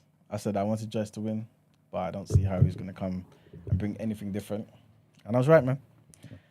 Zhang got it done in even quicker. So third round knockout. Third round. And last time, he kind of kept hitting them at will, in his right eye, I believe. Swole up. Referee stopped the fight. This one, yeah, he knocked him out, man. Just a straight knockout. Yeah, knocked out. Third round, man. He just kept peppering him with jabs. He's a southpaw, innit? So he just kept hitting him. But then he just hit him with a nice right hook, man. I saw that. Yeah, crazy, innit? Oh, so he's watched it, yeah? No, I didn't watch the fight. I saw that. Crazy. Okay. And Joyce is a durable guy, man. So yeah, to see him come into the fight as well, 2 stones heavier. So he was there thinking, I'm going to use my size and all that type of stuff. But yeah, to see him come in that much heavier and get knocked out, basically. He tried to get up, to be fair to him, at 8. Tried to get up 10. He was just almost there. Referee just waved it off, man. Said, that's enough for you, mate. Yeah, it's crazy when they try and get up as well, though, man. Don't make it. He tried, man. He tried. But yeah, I don't know. People are basically saying this is the end for Joyce, man. He needs to consider retiring. Because, yeah. So, in real life, right? When you get knocked with something like that, is it best to wait on the ground until it is that your legs work? Yeah. And then get up? Yep. Yeah, because some people try and do the initial reaction thing and pop up straight away in it, but they haven't recalibrated yet, if that makes sense. Yeah. So their mind knows they need to get up, but then they jump up and then their body's like, nope. Yeah, but you're talking about in the midst of a fight, you can't just stay down. No, but some people will buy themselves time and then get up, because if it's like, if you got to 8, if you could stand up at 8 and show that you're steady, and then you can fight on again, innit? No, he asked about real life. I'm not talking about boxing. Because I know that you have to try to get up before 10. But because you said... you said in a real life fight? Yeah. Oh, no, I ain't never been knocked out like that, so... But I'm assuming... You have to try and get up before you get hit again. Might need to get up and run, though. You can't just stay down and get stamped on them. Stamp, innit? You know what I mean? No, I hear you. Yeah, I suppose I I suppose you just want to get up as quick as you can. Do you have it in you to boot somebody's head whilst on the ground? Of course. How about you, man? Yeah, I think so. Like, if I got to the point of fighting, then yeah. Yeah. Does it have to be a white person? What? Because the rage that needs to be in you. Yeah, it's true. To have them on the ground, not moving, and you go then bang. pow. Like you can kill somebody. That's true. But you're not thinking about that. I To guess be what fair, you're saying. maybe if they were sleeping, then you probably wouldn't. But if they were down, as like This is what I'm saying. So if Oh, you're saying someone's down and out, Yeah, you go yeah. and stamp on Yeah, them yeah, yeah. after If- they're out. that's a if lot, you man. know they're gone, would you? Can you stop yourself from going overboard? Yeah, I think I can. Because it's oh my god. I think I got enough restraint. If you see someone laid out, there's no point stamping their face into the floor and I've seen they're some laid out. videos of they're gone and they're stamping on their No, head. that's too much, man. That's too much. Yeah, that's risky business, man. You catch a case. You can kick someone in their face though, for them to go at. That's that's if it is that they're kind of Yeah, if they're wobbling, they wobbling. just Yeah. go to sleep. That's all right. But yeah, if someone's actually already knocked out, I think you should. Yeah, you should allow them.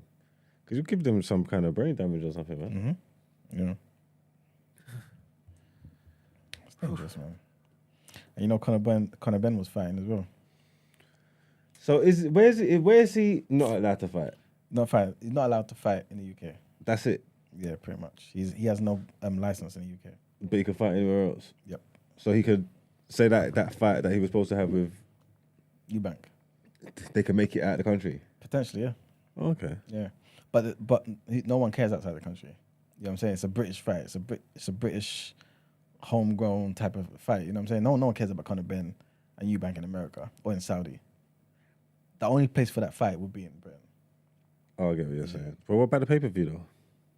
I don't think. No.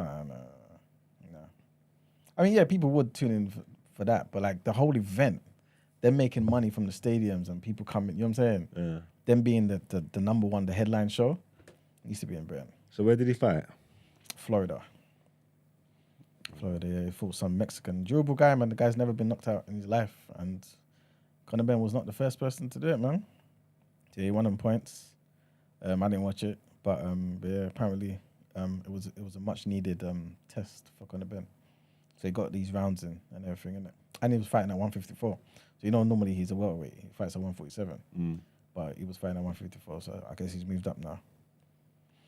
So that might be also a sign that he's trying to get close to being more comfortable at 154, 157 type of catch weight if they do fight Eubank in the future. So, yeah. Okay. Any more in our boxing news? Yes, Sandy Ryan. So she had a fight against Jessica McCaskill. Yeah, apparently that was a controversial split decision draw as well. People say she was robbed. What, She for was her robbed. belts? No, well, they kept the belts because it was a draw.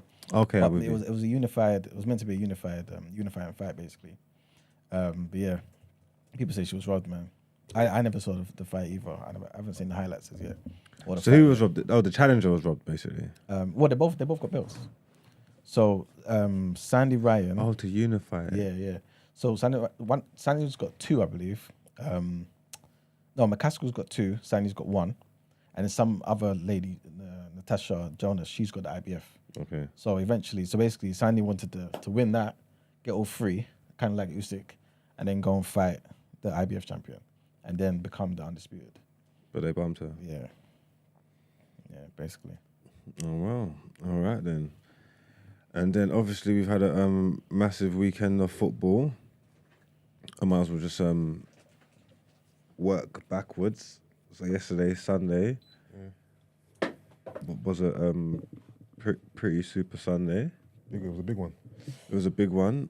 North London derby. Yep. Get into it, man. How do you feel, man? It was disappointing, man. 2-2 draw. When we had the lead twice, to get pegged back twice was disappointing. From when I saw the lineup and I saw Trossard was injured and that he went for Nketiah, Jesus and Saka, I wasn't really feeling it, to be fair. I mean, I would have preferred him to play Jesus up top and then have 2 wingers. So even Nelson and Saka, rather than playing Jesus on the left and then Katie up top. I didn't like it from the jump. Jesus has done a lot of his best work in the league from wide though. But if you give me the option to have him feeding in Ketia, and I'd just rather have Jesus up top and 2 wingers, right? So that was a bit annoying from the start. Got off to a good start. Obviously, big deflection on Saka's shot, 1-0. The way Maddison turned Saka for the first goal and gave him the quick thing, despicable. The penalty, I think it was a penalty. There's a lot of shouts that it wasn't. I think it was. His hand was up. It was harsh. His hand was up. But then for them to score so quickly after that was so disappointing, bro. But injuries, I think injuries is what crippled us that game, isn't it? Vieira and Rice went off for half-time. Jorginho came on for Rice, and Jorginho is the reason why they scored that second goal. Dispossessed. Nobody really cares about injuries, though, do they? What do you mean? No one cares about injuries? Like, it's only when it suits, man. That's the narrative that they want to push. No, we care about injuries across the board. Not really. You beat United the other day. You were the best team in the world. We never had no Mount, no Amrabat weren't there.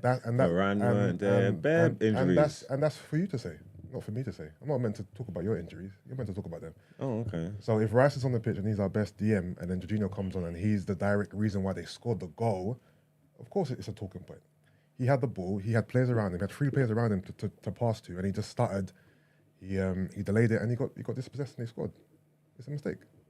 Fair enough. Caused by Rice scoring off for half time. If that was Rice, that wouldn't have happened. I mean, I just feel like we just weren't focused. We weren't focused. Subs didn't do anything either. It was disappointing, man. I can't lie. I know it's not a loss, but the manner of the draw was disappointing. And also, sorry, how am I forgetting? Jesus' chance when he took the ball off Maddison. And he was one-on-one, and he skied it. Just a rash, brash shot. Have some fucking composure, lad. Like, that's one of our biggest issues with Jesus. He's not clinical enough. Like, that's the game done there. That's 2-0, game done, in my opinion. Yeah, just put the ball anywhere. You just sky it over the bar. Bruv, calm. Like fucking Emery says, calm. Just calm, bruv. You know what I mean? It's one of them ones, isn't it? It's one of them ones. Brent, did you watch the game? Yeah. What do you think?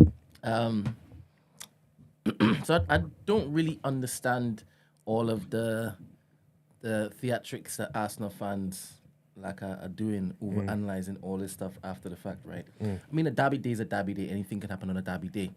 Yeah, 100%. It was unfortunate that Rice popped down and Jorginho had to come on. Yeah. It's unfortunate that VA was taken off and then Havertz was put on. I forgot about that. It's unfortunate that Nketiah played the entire 100 night. minutes. I'm not sure why he took off Jesus rather than Nketiah. That was confusing. Okay, all this is unfortunate, but if Jorginho didn't do that nonsense, my friend, it wouldn't be 2-2. Yeah. Full stop. Yeah.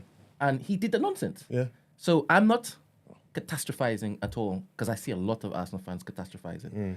They're talking about Arteta needs to change how it is that he does certain things. We really need a centre forward, but we've been needing a centre forward. We are aware of that. Yeah. We are aware that come January something is going to happen. So stop talking about it, right? We've been fine up until this point without it this season. Yeah. Right? If it is that we had started Jesus up front, the way we know it works, Yeah. things would have been different. I love the fact that Martinelli on the left and Saka on the right works. So if you know Trossard can't play because he's injured, then put Nelson. Start Nelson. That's what I'm saying. Give Start him him. a start. Let us have that same strategy, because we know it works. Yeah. That is a little annoying. Yeah. But outside of that, I mean, Spurs played well. They did. Spurs played well. But the thing is, they probably played better than you, though. for the first half an hour. Actually, you know what? First half, First half an hour. impossible. Don't You say know they what? play better than us. I them. was just about to take that back. Use it were probably the better team. Yeah. Probably it was ridiculous. Over the 90. No, but you know what it is? Some of the stuff, some of the stuff that they played, obviously Spurs is new and different under Ange, you get what I'm trying to say? And some of the stuff that they played, there was certain I told you spells and about certain, Spurs, though. certain points in that game I where like they, the midfield. they bopped you lot. I like their midfield. Like they bopped you off the pitch for just certain points in Yeah. the game. Like they bopped you, man, differently, and it was cold. But I do think We were also tired. You could see that we were tired. We were leggy. We were leggy. Both teams were leggy towards the end. To be Nah. honest with you. Both teams were leggy towards the I end. don't agree with that. I don't agree with that. I really don't agree with that. From when what you think that's Champions League hangover or something? 100%. 100%. Yeah, but I even think them little strains and whatnot, injuries off the back of that. Yeah, but this is the big leagues, man. This is it. We're going to be playing Champions League now, so you got Yeah. This is what you it's got in to get front with of it. us. Yeah. I hear that. But I could see how second balls, we won't get into none of that crap. Yeah. It got very, very lethargic in the second half. The thing is, this isn't a catastrophe because obviously we haven't lost.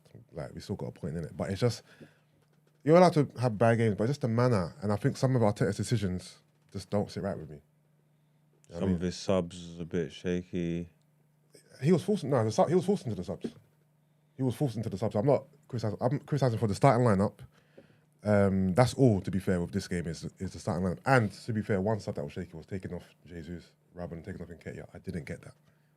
I don't get it. Why did he play the whole 90 minutes? It's confusing. But just focus, man. Like When you check it, you know what it was? It was probably definitely closer than you would have liked, you know. It was hard. It's hard to say who was the better team. As the neutral watching, I remember that. It got close when Rice came off. Full stop. No, but even before Rice Nope, came off, sorry. that Raya save. Nope, it didn't get close until Brendan Rice came Johnson off. that was causing trouble. Before the race, They had a brief spurt at little the end spell, of the a little first spell. half. when they was nearly scoring goals in that. At They the end had of the better first opportunities. half. You lot scored from a deflected shot that was going off target.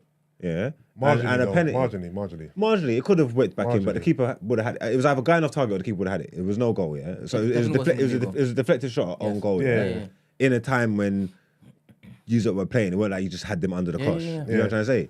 And then a penalty that could be disputed. It couldn't be disputed. Spurs That's is not a disputable penalty. they're disputing it. That's Stupidity. but If it is that I he said didn't I touch never the said it ball, was he wrong or goes right. for I the said it goal. could be disputed. You said it couldn't, and everybody's disputing it. Okay. So it's over the disputed penalty and an own goal. Spurs created their own chances, cut through and done their thing. Remember, we missed chances. Yeah, we missed chances. opportunities. You're overlooking that aspect. Of And it. Spurs' second goal We came. should have been 3 up by half time. The thing is, the narrative that we need a more clinical striker, we all know that already, innit?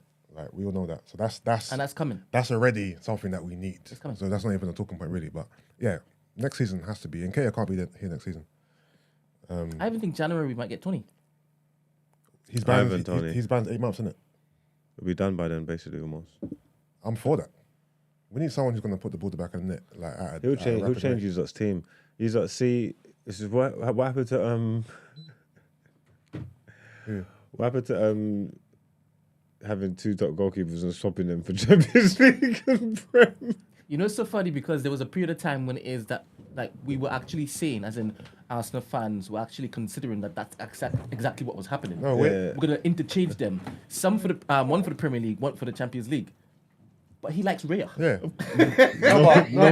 You lot look like a much better ain't team with saying Ray. Raya. You lot are a better team with Ray in goal. Can you see that? Yeah. We ain't saying that's what we want. We're saying that's what we thought he would do. No, But clearly he's not. That's it what he was said clear today. from That's day. what he said. It was not. clear from day he was never gonna do that. That's what I'm trying to tell you. The wishful thinking, I get it, but it was clear. It was clear as day.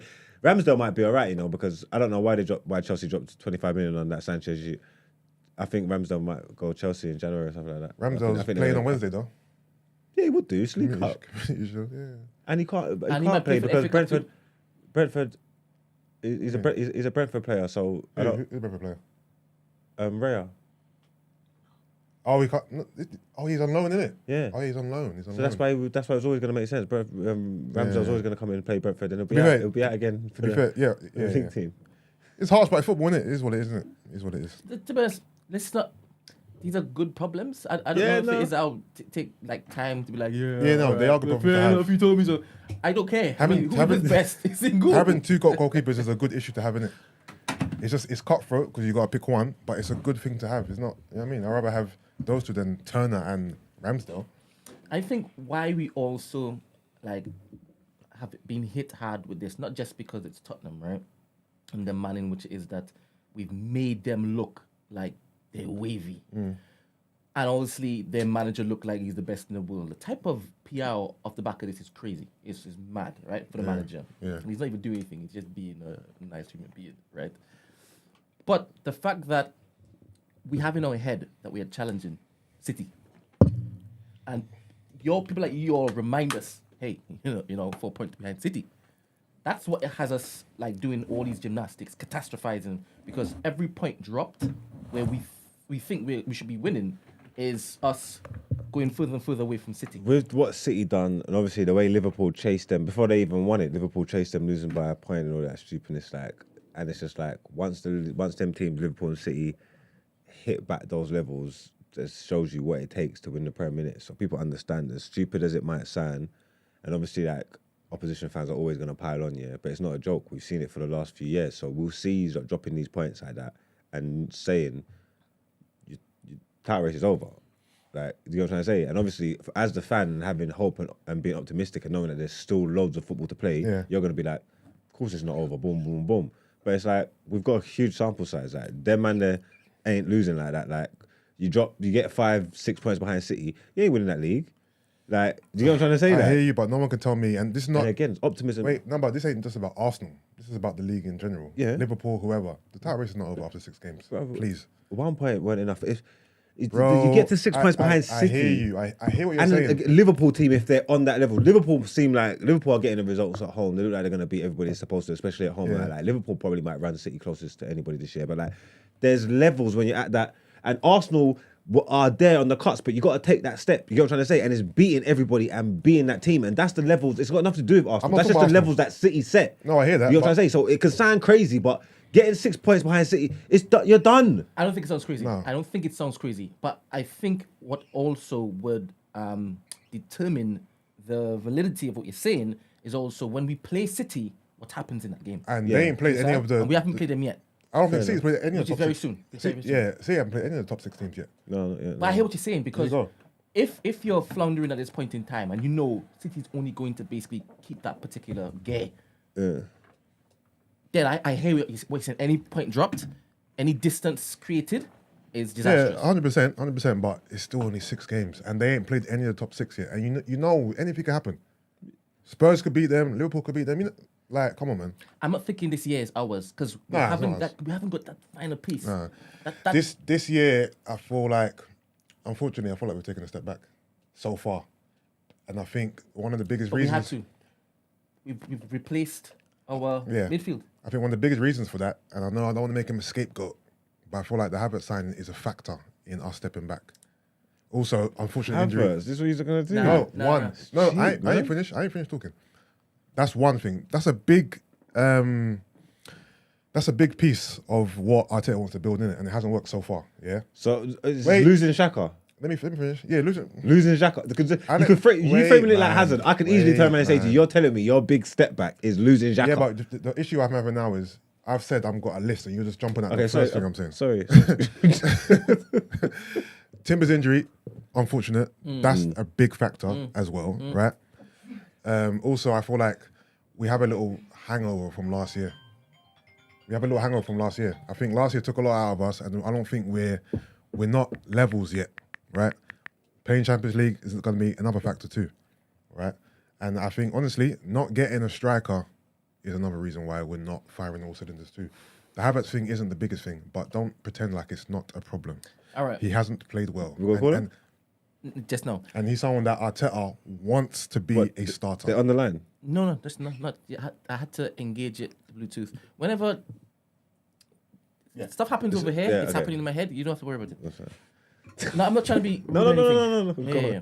So I agree with what you're saying, as in we've taken a step back. In my mind, we had to, because we got new tools in the mix, right? So they have to be a while to bed in. And the last couple of games, we're seeing that cooking, provided that we didn't have the injuries. And bear in mind, Havertz didn't play in that sense. He didn't start, right? Yeah. So you can see that Havertz is not ready to be in that thing. It makes us a lesser brute force team, which I hate, right? Us not having Timber from the beginning of the season, we knew full well that would have a particular impact because Massive. that would have put us up against, Massive. right? Cool. I like Vieira in place of Havertz, and we have Vieira. Same. Do you understand? We have him. Yeah. And again, like I said before, I would rather put ESI, even though that's not his position, I'd choose him over Havertz. Right now, I'm not convinced on Havertz. People are saying, let him cook, cool. But don't do it at the expense of what it is that our fluidity looks like. Don't do that because it only pisses Arsenal fans off. Because we can see what everybody else is seeing, and then you guys are coming to us and then saying, hey, I thought such and such. My friend, I didn't know about Havertz before, and I believed that Arteta, seen as he's the brain guy, knew something we didn't. I'm still not seeing what it is that he's seeing. I thought he was probably going to try to play But a I false said the same nine. thing with Rice. Right? You told me this. I haven't seen anything yet. I've not seen it. So until it is I see Havertz, I'm keeping my mind and my position set on. I'm not seeing his skill set. Yeah. He's not a wavy youth. He has no confidence as well. Like it's clear as day. He has no confidence at all. I feel like from what Arteta's asked him to do, at the moment he hasn't become acclimatized to that role. He should play the 9 for you. No confidence. No confidence. He's played 9 a couple of times once the game started, and we've done some subs towards the end of the game. And he started up front in the Community Shield as well. I think he should. I just think with his skill set, But Jacaro's not ready for him. yeah, with his skill set, you'll probably get more out of him Yeah. there. I can't even see him shooting. Is he even a shooter? No, but he can link up Havertz is play. better than what he's showing us. 100%. We've seen that in glimpses at Chelsea, but right the now, Chelsea fans wouldn't say that. no, Chelsea fans will say he didn't live up to his potential anyway. So what I'm saying is the 6 games that he's played for us now, he's done a better job at Chelsea. He's shown more at Chelsea than he has at Arsenal. I don't watch Chelsea games, so I wouldn't know. I get what you mean. You know what I Because he mean? would have had moments at Yeah. Chelsea, innit? He had moments at Chelsea that you Yeah, can he see did have he a has couple talent. moments. He hasn't shown that to us. He hasn't at had all, no really. moment in an Arsenal shirt. Yeah. Even he had a shot yesterday that I thought this is his moment, but he blazed it over. But I don't really blame him for that. It was volley, whatever. But Arteta's going to continue with him. This is the thing. Arteta's going to continue with him, and hopefully Well, he didn't. He took him out of the starting lineup in a big game. Yeah, but he's still bringing them on before ESR, which is annoying me. ESR's not in his plans. When did he come on? He's 90-something minute. ESR's not in his plans, bro. Just to be off, bro. Obviously, again, I'm going to keep saying this. It's still early, still a lot of games to go, right? But yeah, ESR is not high in the pecking order, clearly. Come on in. Clearly. All right. Okay. But I'm still very optimistic about where we're going at Arsenal because I know Yeah, that of course, Timber's of course. coming back. Again, I this know that isn't- Martinelli is coming back. Yeah, of course. And Partey. that's such a big component. Yeah. I know that Partey is coming back. Yeah. That's big. Yeah. We won't be seeing these particular lineups Yeah. when everybody's back. And I Yeah, know of we course. always say that every single year. We always have this problem where our main players are out, and that is frustrating. But now we're in the Champions League now. See that? Everything is sprinkly for me. I sprinkle everything with sugar now because we're in the Champions League. Again, like I said the other day, we seem a bit more resilient, right? And Now we're playing wavy, man. we are playing good to a degree, but it's in the attacking third, we seem a much more stale than last season. And I thought yesterday's game was probably the worst game we've played so far, right? Yeah. Yeah, so I think that's why I feel the way I do, because like, okay, cool, now you're showing me something that I didn't think, I thought was out of the system. The mistakes are still Not there. in the first half, though. Yeah, I know. That's what I'm saying. It's not in the first. We were looking to blaze them, and you can see that. And we didn't take our opportunities, right? And we did stupid stuff. You wasn't And then overly Rice on got them. injured, and then Like, Havertz yeah, come no, in. you The wasn't entire thing overly is on them in the discombobulated. first half, though. It wasn't like that. It was. Did you watch the game? I watched the Why? game. So what are you talking about? No, wait, What are you saying? First half, you were just on them. 100%. not a peppering What? like Wait. last season. But we had most of the I didn't possession. say it was like last season. I said we were on top fully. Not fully on top. They was Then I involved. don't know They what was, you're talking about. they was in We the watched game. different games. They was in the game. We watched different games. So what? They couldn't have scored. I didn't First say half. that. I didn't say No, because you're that. saying it should have been 3-0. It They was should. They all had it. Arsenal. It weren't all Arsenal. For 1 minute to maybe For about 30 55, minutes. About 30 minutes. 100%. About 30 That's minutes. tough, man. Because Brendan Johnson looked good. You get me? Brendan Johnson looked good, and he was causing these problems. Our with like an defense, outlet. no. What are you talking about? Our defense was wavy. I don't know. I might be biased. I might have been watching it with proper eyes. I don't know what you're watching it with. I watched it as a I have neutral. laser eye surgery.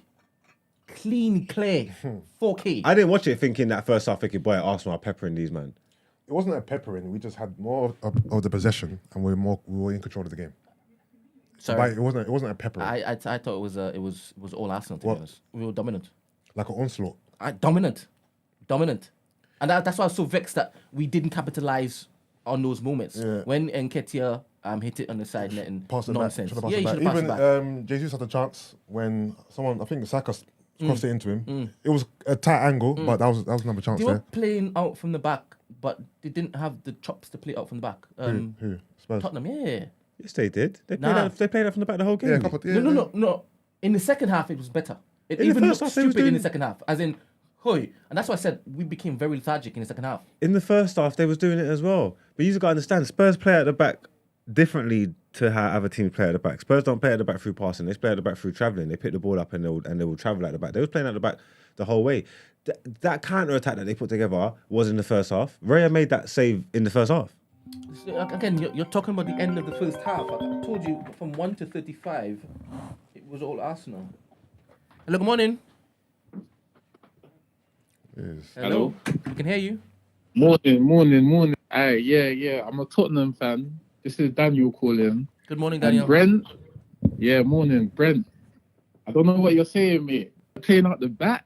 What's going on? Come on, man. What game were you watching? All right, We so stifled you lot. You lot didn't even play football. all right, let's go half by half, right? Go on. So because remember I said that y'all played well. That I really made that statement. Y'all played well. So don't come as though I wasn't giving you all your props. Yes. So the first half. Talk to me. The first half. Who was dominant in the first half? I'd say, yeah. All right, so cool. You lot were dominant until the first half hour. So after we had that play when Kulu ran with the ball, then he, I think Son overlapped him, then he squared it for Johnson, then Raya made the save. That's when the game turned I agree. over. I agree. So I think that, yeah. I agree. So, Isn't that what I said? Isn't that what I said? No, but you From said 1 to dominance. 35, 100% Arsenal was dominant in the first half. 100%. But how many chances Up did they until create on 35 goal? minutes. Because in the first half, listen, even if you talk about you actual wasn't- goal scoring opportunities that hit the target and stuff like that, it wasn't.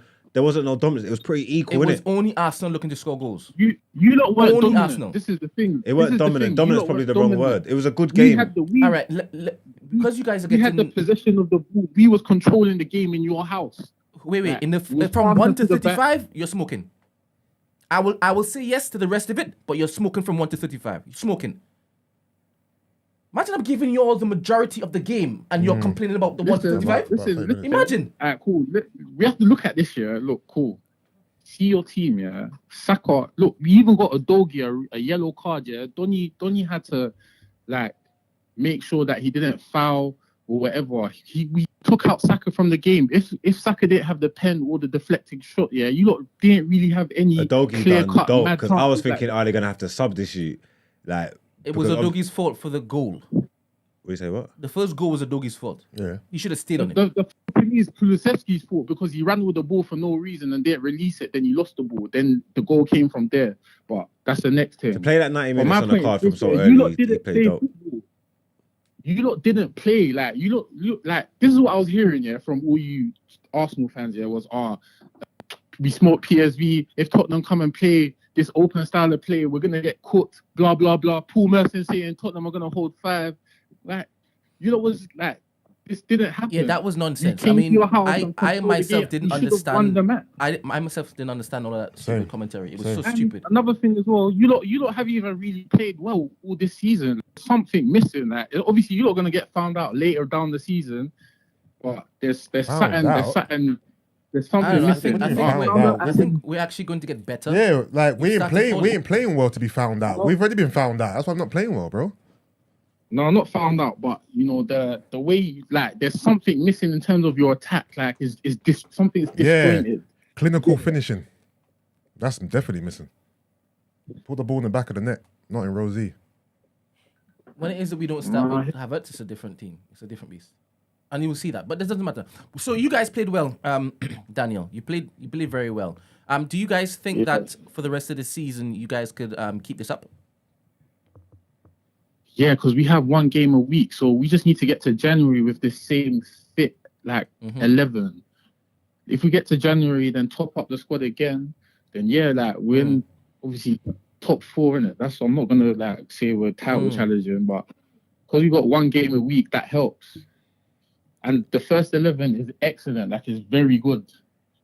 So yeah, like we're up there, and obviously we got Liverpool on Saturday. I feel like we're gonna win that. What Spurs ain't in Europa This League is what happens. or Conference League? No, wait, This is what happens when you get a 2-2 at Arsenal. This is what happens. Did you say you're gonna win that? Where they at home? Listen, yeah, we're at home. They got a decent chance. And I'll be honest with you. you. See, AP might be the truth, you know. Who's AP? Oh, Ange. And The PR over this guy That's is an AP, crazy. you know. Get the fuck out The of here. PR. The thing, when it goes tits up. Sorry, if it goes tits up, no. When it goes tits up, then you guys are gonna turn him and saying he's not face enough. No. Because I'm not gonna lie. I've done my research on Ange, and I've been trying to promote are you him watching the for a football? while. Like, People are you telling me actually, like, because this of guy where plays he's on plied team, his trade before. Two people Sorry, talking, one second. two people talking. People are trying to tell me because of where he's plied his trade before, it doesn't count, innit? But if you check up on my man and check his history, he's a serial winner. You get what I'm trying to say? Serial Where though? Where? What? Where? Scotland, Japan, Australia. Meaty leagues, bro. See, exactly. This is what but he's Brisbane, gone. you know about Brisbane Roar, Celtic, Don't tell me about- Scotland. He's gone. Don't tell me and- about Japan. Well, look, the proof of Yugoslavia and the them proof of the places pudding there, is in the eating there, and he's come here and he's implemented his change there. So far. No, but the lads, the boys over there, yeah, have bought into what he's doing. Yeah, you can physically see. I agree. The changes I agree. that he's made. You can physically see the things that he's implementing, and you can go and look at his Celtic team, look at them Brisbane team. This is how he plays football. This is what he does. Because I was telling you a couple of weeks back that Tottenham are going to do things, and you didn't say nothing, and now it's all Ange. I don't know what they're I going was to do. telling you this. I don't know what. And they're we're playing just talking about the one game. They was better than you. Like, you get what I'm trying to say? Like, so they've come a long way. You get me? In the last, I don't know how long ago you played them. I got a question though. What happened to Rice? Obviously, I was hearing that Rice was going to show Basuma Wagwan. Calf injury. And apparently he had the same calf injury during the international break. Was he doing anything before the injury? He still played 90 minutes for England. Was he doing anything before he got taken off? What do you mean? This is what he's saying. He's saying that Basuma bossed. Oh, you're saying that he got bossed in the game? Yeah, Basuma had the yellow as well. Listen, African blood, man. And Sarr had a yellow. The two midfielders had a yellow. I like them. He's got the black man's blood in him. You lot ain't deep in it. Madison's We stopped you lot from kicking ball. 100%. Mathers is cold. He's not like a Spurs player. I'm so annoyed that we didn't go for Madison and went for Havertz. Everybody should have. Madison in that Xhaka role. Come on. Everybody should have went for Madison. Anybody who cares about football in the league should have went for Madison. Arteta dropped the ball, man. Madison was dead. And they got him for how much? 40 million. 45. The thing I like about Arteta is that he's ruthless. So and he sticks to what he wants to do. But he's not going to be a fool again. So if Havertz doesn't bust this time, he's not going to persist with it. He's going to have to basically replace him. He's going to have to take the L. 65 million L. But Madison's nice. Very, very nice. Madison's nice, man. So this season, you're saying top 4? Madison, Rice, and Odegaard would have been sweet. Yeah, I think we'll get third. We'll get third.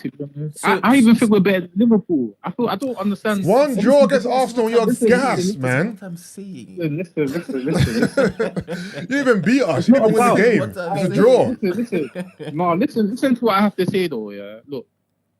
It's about the performances. You have to look at. Performance wasn't that good, man. It wasn't like you blew us out the water, man. Relax, man. No. No, they showed you that. They showed you that level. It was a 2-2 draw. Showed us what? They didn't win the game. They boxed you. They didn't win the game. Huh? Not being serious. They win the game. What do you mean? The entire game changed when it is we took off our midfield. Declan, big Declan. Listen to the way we talk about this. Yeah. Look where you came from last season. The gap between you is supposed to be huge. You get me? Like Arsenal have transcended into a top team in this league, whether anybody likes it or not. Oh, now you want to admit that, yeah? Use are one of the top boys representation. And I'm saying they went toe to toe with you lot and showed you man levels. The gap is huge. And I don't know. And Drew, they didn't win. There was a way, you know. Stop talking like they won. They were the informed team coming into the game. There was a way, you know. They were the informed team coming into the game. We just played Champions League. They rested the whole week. They were fresh. We had injuries for a reason. Play up fatigued, man. Come on. I hear you saying that we were expected to win. I hear that 100%. Yeah. But they had the inform coming into the game. No, the form, they've never won at Highbury. Oh, God knows how long. No, I'm Forget talking about about that. And they this still season. happen. I'm talking about this season. They still Forget happen. about history. So you're saying that 'Cause game went anything so can that game happen. went how it was supposed to then? No, anything can happen on a derby day, especially with the North London derby. Anything Yeah. can happen, Yeah, and you yeah. know that, right? Yeah. Crazy stuff happens all the time. Yeah. And again, I wouldn't be sitting here talking like this if it is Jorginho had proper feet. And That's the only reason Jesus as to could why we're finish. talking right- And Jesus right could now. finish. Or if Brennan Johnson went more in the corner, or like, do you get what I'm trying to say? Like let's stop My it. friend, what are you saying? No, that- the Jorginho one was an unforced error. And that Jesus chance is different than the one you're referring to. It Nobody was one-on-one. provoking him. Point blank range. Skied it. Come on, man. No. Anyway, my friend, you're saying you're gonna be third, Yeah, I think third. just below, We'll beat just Liverpool. below Liverpool, yeah. Yeah, if we beat Liverpool, yeah, Hundo third. All right, I like that, I man. love how people are making definitive conclusions after 6 games. It's crazy. Football, innit? I hear it though. Mark was saying that United would be second. What this year? Yeah, that's what he said end of last year. Yeah, but you know Second it or is, third? it's one thing making a prediction before the season has started, but acting like, oh, because of these 6 games, this is what's going to happen. When we've seen that, come on, man, you can tell, for with Arsenal in particular, we're going to get better. We're not playing well. Check this, top 4. Top 4 this season? Yes. Watch what he does. City, United, Hey, listen, thank you. Liverpool. Oh, And Tottenham gonna Go on, not get it, Brighton, man. I told my fatty, them man are cooking now. Go on. Arsenal. All right, thanks, man. Appreciate it. Yeah, I think he's not getting 4th or something. Thanks. What? I like But the fact that it is the top. Brighton are there, Spurs are there, Newcastle are there. They're about, man. Yeah, but I think as a Spurs fan, right? Aston Villa. I don't know if they do top 4 though. No, not Villa. I think they're going to finish second because they drew against Arsenal was insane. Nah, but you know what it is? There's a real revolution going over there, man. Andrew's proper. You've drunk the tea. You drunk the Kool-Aid. No, I don't know where they finish up what they do, but that was a good performance against you, man. That was a good performance. I watched them a bit this season because they're one of the teams that tactically I could actually see what the gaffer's doing. So I was just watching it to see how it pans out. It's something new, and it's working, man. It's working. So yeah, more power to them. It looked good. It looked good against you yesterday. Two black boys in the center of the field. No, it looked good against you yesterday. The way he sets up with his the triangles and that big X that he creates in the middle of the park is cold. You get me? Like he splits the centre backs, then he make Basuma coming in the middle in front of them, and then the 2 full-backs will go in front of them, and then there's that big X that he creates. You get me? And You're seeing all these formations, isn't it? No, you can see it, yeah. And that's how they play. They create triangles and stuff all over the pitch, and they can interchange and all that. Like it's something that they're doing that he does on purpose. You get me? Yeah. Oh, AP. No, he does it on purpose. It's how he plays football. And you never really had no answers for it. Yeah. You know what I'm trying to say? Once it got cooking, When you never Ten really had Hag's no gone, answers would to you it. take AP at United? No, I don't know if where's Ten Hag going? He ain't going there yet. Okay. AP better go win something before he can talk about that United job, mate. Stay in your lane, man. Yeah, we were just even the last 10 minutes of the game, we were just passing. No I thought you said he crosses. wins everywhere he goes. To be honest, I thought you said he wins everywhere he goes. He's a winner. Well, he ain't won nothing here yet. That's past tense. He needs to come here and win And something. Ten Hag won something here before he came to United. No, but I can still say Ten Hag's won everywhere he's been as well. It's the same thing. But That's what I said. That's why Well, I said, Ten Hag- would Ten you Hag- take AP? Ten Hag- Because Ten it's the Hag's- same thing that you've been saying with Ten Hag. Sorry, Ten Hag's won at United already. So, safe. Before he came to United. No, but yeah, he won before he came to United. He came to United and Same carried on as winning. AP ain't won nothing here. I don't like this Anyway. AP abbreviation, man. Like, Anyway. It's pissing me off. You know exactly Right, what what's I'm wrong saying. with Never AP? mind. It's too endearing. Don't endear him to your heart about AP. You don't know him. Let's talk about your game.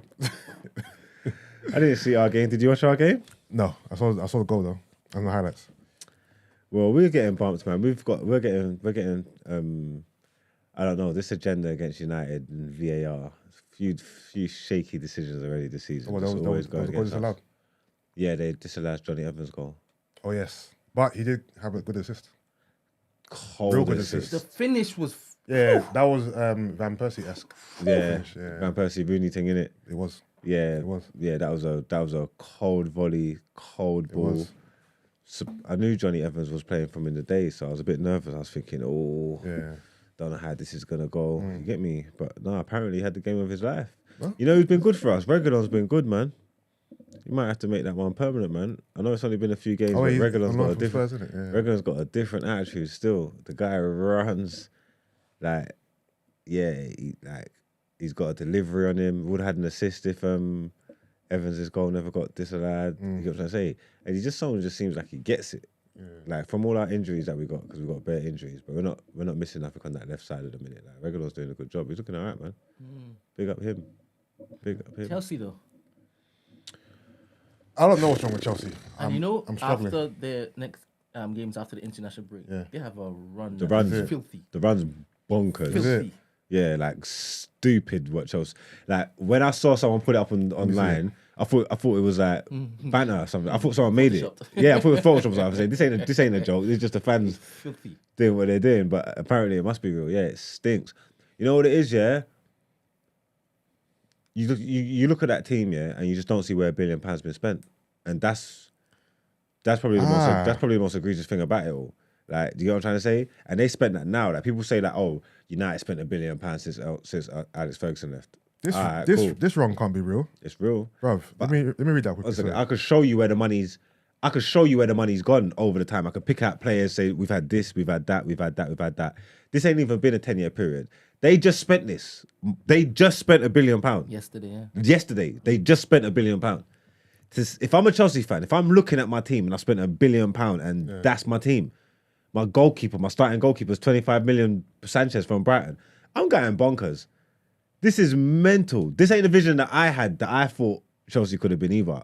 Obviously, they had to do the financial fair play and they got rid of a lot of the older heads. I thought they was going to mix and blend like youth and experience and whatnot. But they got rid of everything that's familiar to us, everybody. And it's just a mixed bag. It's just a pick and mix of nothingness. I don't understand where the £1 billion gone, bro. And they don't have a sponsor as well. That's pissing me off too.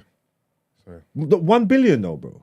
No, I know. I'm confused because on paper their team's wavy, but for some reason, and I thought Poch coming in would do something, but as of yet, it hasn't really. But you know gelled what? for me. It's not wavy on paper. No, the team on paper is good. But Chelsea's? The team I saw yesterday was good. What did they start with? Jackson.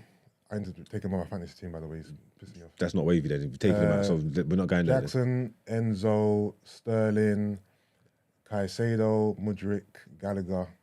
Caicedo, I forgot. Yeah. That's not wavy. So far, on paper. That's on paper. Don't Names, say it's not wavy. names. It's wavy on because paper. All you're seeing is He said- names that perform elsewhere. Okay, Caicedo, Enzo, and maybe Sterling, and only just because of his performances have been half decent since the start of the year. But anything else, there's no way. Like Gallagher's not wave, Jackson's not wave. Mudryk had hype, but since he's been here, that's not wave. Like that's not. Mudryk hasn't Like done on anything. paper, like Thiago Silva's 39. Like if they're not. Like I said, Sanchez is the goal. Like even on paper, for the £1 billion, that's not a wavy team on paper. Like their best starting 11 they can get is not a wavy team. They're moving like they put all their eggs in one basket. They're hoping that Nkuku's going to be Messi, basically. On paper, They're basically saying Nkuku has but to be Messi. On paper, that's a top 6 team. On paper. And obviously, what we're doing is also looking at the price in which it is that these players. Yeah, That's what we're doing. Yeah. Why we're saying it's expected more of them. What's their Sorry, running? this run is crazy. So from October 21st, right? Arsenal, Brentford, Tottenham, Man City, Newcastle, Brighton, United. It's finished. Finished. That run is mad. Mad. innit? Even after that, Everton. After that, nah. They're finished still. But Newcastle, 8-0. 8 different scorers. 8 different scorers. That's good going. Sheffield United got It's a good team. spanked. Absolutely peppered. They needed that. Newcastle have I think it's happened to a lot of the teams. A lot of the teams, especially at that top half, haven't.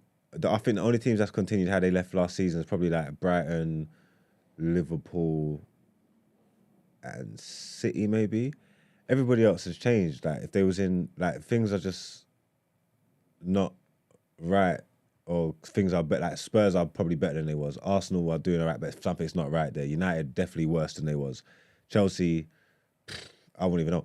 Newcastle are in that position as well, where it's like something seems a little bit different to last year. As in something missing or something's better? I don't think it's. I don't want to say it's better. I don't think it's better. Same. It's not better. They seemed a bit more solid last year. Like they was that 1-0 team, like that. You know, like just hard to beat, and they'll just thing it. It's not as. It don't seem as solid this year. I know they just come off at 8-0, but Sheffield can't buy a win in this league anyway. So I don't know. There's something about them that I don't know if they're going to be as formidable. It's so interesting that we, as Yusuf said, we just take like 5-6 games and we just prophesy. Because that's the sample size. It's only small, but that's all we got to go off. But Man City didn't start well last season. Yeah, but even within they're not starting well, they wasn't. Yeah, I get what you mean. But it's like, well, to be fair, they have lost 3 games this season. Who? Newcastle. See, there you go. That's unlike them. Yeah. They probably lost 3 games the whole of last season or something like that. Like, do you get what I'm trying to say? They've won 3, lost 3. How many of them has been at home? I'm not sure. I'm just. I think at least one of them. League table. Brighton's lost though. Brighton lost to Was it one? one to West Ham. Okay. That was at home as well.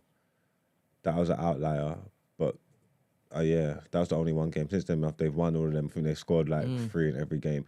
Like Brighton, Brighton ain't like riding like the crest of any wave or anything like that. They've turned the page. Like I think Brighton are who they are. They stay now. At the level that they are, say top 7, yes, they're certainly top 7. Whether they can knock on the top 4 and start pushing and challenging the top teams, that's a different page that they're yet to turn yet. But as like to say like a top 7 team, they're here. That should change their city over the next 10 years, you know. What, their city? Yeah. Yeah. It should be mad. The team's dope, but again, how long can they keep De Zerbi for? But it wasn't just De Zerbi. Before De Zerbi was Brighton. Yeah, they was growing and growing and growing, Yeah. but it's like, I think they can keep, as long as Brighton keep ascending, or even just stay where they are and challenge for cups and Europa League, whatever. I reckon they'll stay. Because they replaced Potter with De Zerbi. yeah, but every time they've made their replacements, the gaffer's been better. There's not, so they'll have to. Don't say that, because we didn't know about De Zerbi before then. Well, he had a reputation coming out of They Italy. didn't They hear hate about AP. who, me? No, I didn't. I weren't talking about. I weren't hearing about Ange before he got linked with the Spurs job. But you go and you find out in it just because. You didn't hear about Wenger before. No, but it's just a different demographic. Like people in Italy know about De Zerbi. They will find replacements. If it is that somebody comes in for De Zerbi, like United when Ten Hag leaves. But even the way that De Zerbi tried to like change and the way he tried to play football and like the stir that he caused over there. If you just go and do a bit of reading, a bit of research, they knew about De Zerbi. You know what I'm trying to say? That so they would have to find someone in keeping with like after De Zerbi going, they'd have to bring someone who's gonna take them forward. And obviously you don't know what's gonna happen, but it's got to be in keeping with that. So I hear you, but because it was tough. After... It could slow down though. Like they could lose De Zerbi next year, and it could slow them down. They might not necessarily. You get what I'm trying to say? Yeah. Because it is a lot down to coaching. Like their recruitment's been dope and like they've got good players there, but they're not necessarily like guaranteed like world beaters. Another manager could take them there and they could fall off a cliff with their man that they got there. The only reason why they look as good as they are because they play. They recruit well, man. They do recruit really very well. No, I think they're the truth though. What other games you got then? Who else played? So Brighton beat Bournemouth 3-1. Villa beat Chelsea 1-0. Liverpool beat West Ham 3-1. Fulham, Crystal Palace 0-0 draw. Luton and Wolves 1-1 draw. Man City beat Nottingham Forest 2-0. Everton beat Brentford 3-1. And then big result. Yeah, and United beat Burnley.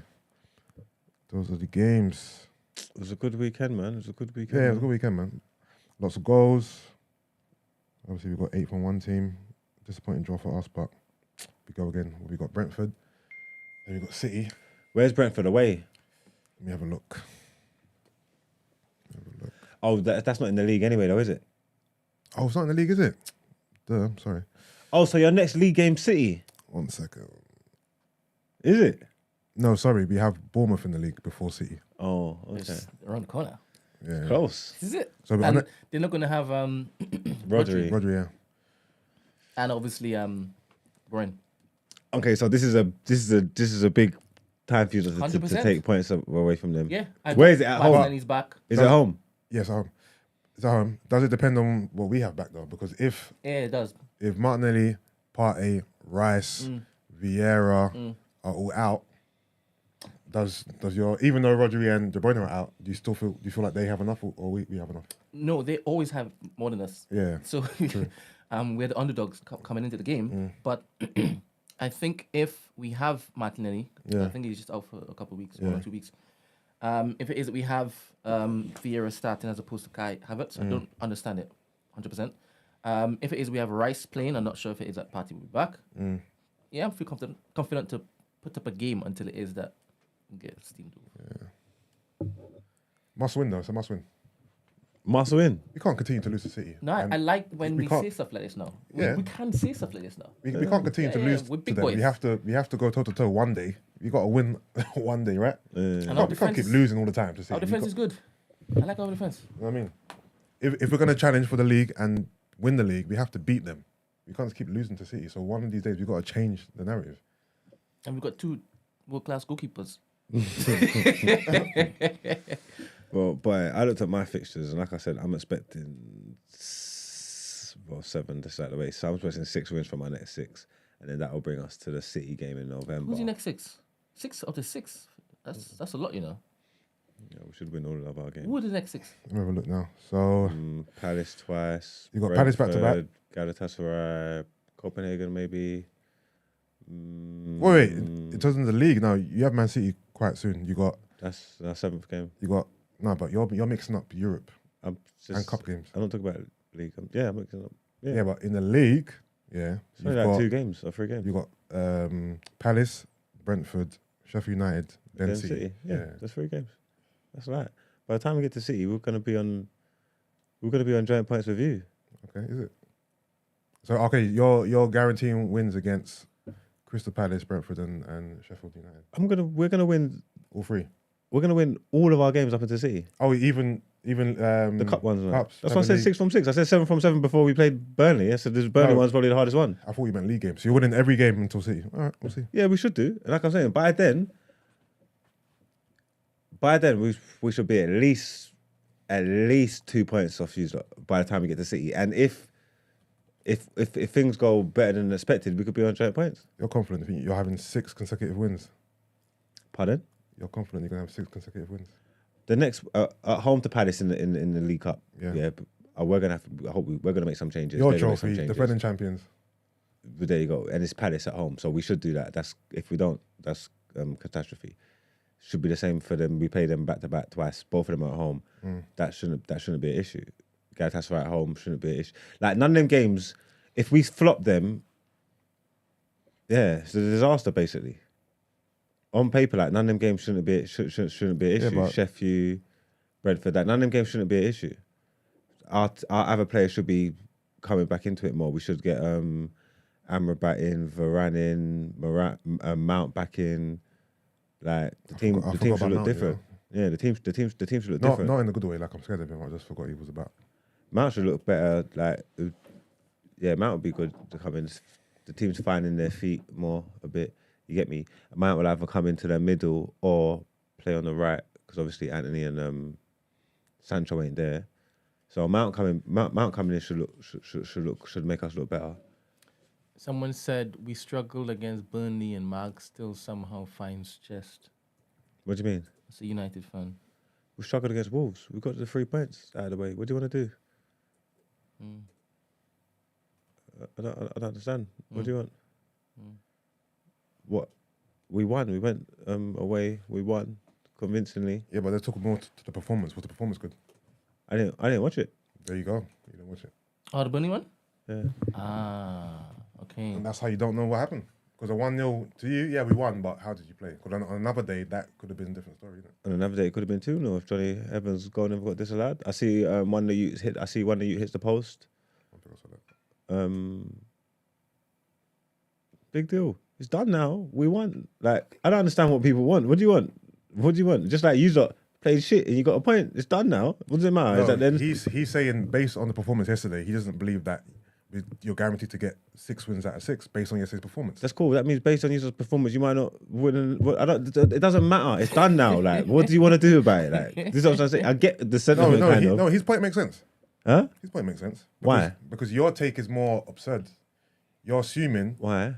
that you're going to win 6 games on a trot, and he's saying We've beat everybody we're supposed to beat this season. And also, you didn't watch the game yesterday. He did. It doesn't matter. It does matter. Even against Wolves. So he's talking from actual evidence. You're just talking from hearsay. I'm talking from evidence because again, the sample size, what everyone's talking about, yeah, it sounds crazy, yeah.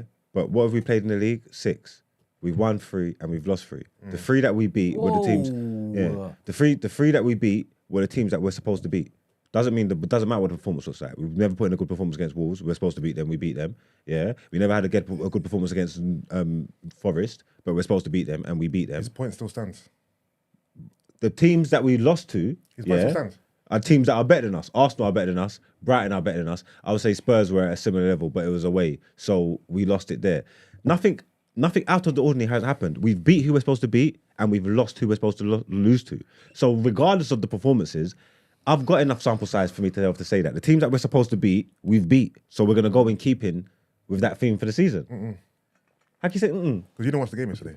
So he said, based on yesterday's performance, he said you struggled to beat Burnley. We struggled to beat Wolves, bro. Listen, we're more speaking to you confidently saying you're going to win 6 on the trot. That's what he's talking about, right? And I explained to you why. So based on yesterday's performance, he doesn't believe that you can go on a 6-game unbeaten run. That's all, and that's a plausible statement to make. Okay, cool. And let me explain to you again. Performance aside, we've beat the teams that we're supposed to beat. It don't mean it's going to happen every time. Performance aside. It don't mean that's going to happen every time. Just because you managed to beat Wolves and beat Burnley playing poorly doesn't mean you're going to do that for 6 weeks on a trot. And Forest doesn't mean that. That's fine. But again, from the games that we've played, we've won the games we're supposed to win, and we've lost the games that you would expect us to lose. So all them other games that you look at that I expect us to win, I've got enough sample size to say that we're going to win them. You know what? I don't know why I'm fighting this. You're the same guy that said you're going to beat Liverpool and lost 7-0. So whenever you make a bold... We could have beat Liverpool though. What? Whenever you make a big statement, it always goes against you anyway. So let's see. Again, Marks, whenever you make a big statement on this show, it doesn't go your way. If we lose, it doesn't go your way. If we lose to either of them games at home to Palace, it's basically a catastrophe. Sheffield, I think that's at home. Is it the Brentford one that's away? Yeah. All right, cool. So Brentford away could be, but again, Brentford away ain't never give us No, don't talk it back now. I ain't talking about. I just said Brentford's away ain't never give us no problems. I feel like the confidence is dwindling. No, 6 out of 6 is 6 out of 6. All right. You get me? Who's it? Galatasaray at home. Stand firm. Galatasaray at home. Copenhagen. The two Palaces. Yeah. Sheffield. Brentford. That's light. We'll see. We will see. That's light. We'll see, man. Listen, Mark's takes are always interesting. All right, well, I always look at the fixture list and I always tell people, and even last year when I was telling you what was going to happen during your fixture list, you was telling me no, and I was right. So I could look at the fixture list and I could see, well, go on, you get what I'm trying to say? And I know this little gap here. We're going to go over this last season fixture we don't need to, because you were wrong and we proved you wrong. We did. About the fixture thing, we proved you wrong. I can't be bothered to find the tapes, but we do it every day. Like the proof's there because I said what I said, and I'm saying what I said. This is just about the 6 games. Up until we play City, I expect us to go undefeated. All right, I like that. Not even undefeated. That's the wrong term. I expect us to win every game up until we play City. All right. I guess we'll see, innit? What's the difference? Because we can draw and be undefeated. Oh. Yeah. I expect us to win every game, bros. You get me? I don't know who your next 6 is. Who's your next 6? Have a look. What? All comps? Yeah. All right. I already had it up. All right. Brentford in your cup. Bournemouth, Lens, City, Chelsea, Sevilla, Sheffield. 6 out of 6, bro. That's easy. Yeah. Apart from City, you should win I'm all even of calling them. the City one 6 out of 6, bro. Oh, you say? I drank what you drank, bro. 6 out of 6. Okay. We're City at Emirates. Yes. I'm gonna spank them 4-0. Okay, see, now you've gone too far. Now you've gone way too far. You get me? But that fixture list is calm. I think you should, apart from City, you just got to beat everybody on that list. If we have our first 11, 100%. I'm confident with all of them. Even without your first 11, who's troubling you? You know, Arsenal's a team I don't trust, man. Even the Chelsea game, I look at it and I think, Chelsea. Where's Nah, that? we Where's got that? Chelsea. hear me. You know, Doesn't matter. wait, do you know who Arsenal are? You know when there's a record, such and such team hasn't won in such and such games, or a striker hasn't scored in X amount of games. We're always a team that lets teams just break their records, right? So Chelsea having a terrible season, I guarantee you something will happen at Arsenal. That's what we always do. No? We do it often. I hear that, but not now. Not now. That's the all us. I hear you, but I still have that little PTSD, Brent, that little bit of trauma. It comes it's still back within when me. It is that we take off rice and we put the Jordan. It's still within me, that man. PTSD is prevalent then. Such and such hasn't we have- scored for 2 seasons, gets a hat-trick against Arsenal. You know how wavy our defense is. You know how solid and consistent our defense is. I have faith in that defense, man. I really do. But obviously, switching out Rice with Jorginho, there was something about to happen. Obviously, Havertz being on, something about to happen. So how long is Price out for? It hasn't been confirmed. I don't think it's been reported as a big injury. It's just a calf strain. So hopefully it's not long. I mean, if not, we got a Jorginho out, which I'm not. I want Elneny. He's still on the road to recovery. He ain't ready to play. I thought he was back. He ain't been on the bench once. Well, maybe That's because Jorginho's been maybe chilling there. maybe he is fit, but from reports I've heard, he's not ready to play. Okay. So it is Jorginho. I probably prefer Elneny, to be honest. And honestly, I don't mind Jorginho from the start. I don't want if he's got games. Not against a team like You know what I mean? like Spurs or United or Because- Man City. Nah, Let's not forget he had some good games last season. He did. I hear that. Yeah. So I'm not against him playing for us. I am. It's just that yesterday he made a mistake, so I got to call it out. He made a mistake. He made a mistake, a costly mistake. But I'm not like anti Jorginho. But yesterday it was a poor mistake. That's it.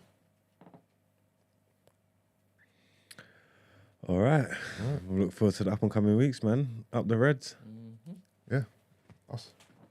North London is still. North London's been red, bro. Right. They always will be. It's never been white at all. All right then. Well, let's get into our final segment of the day. Down out here.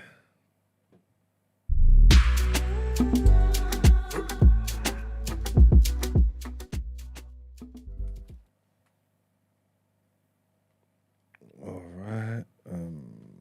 What have we got here?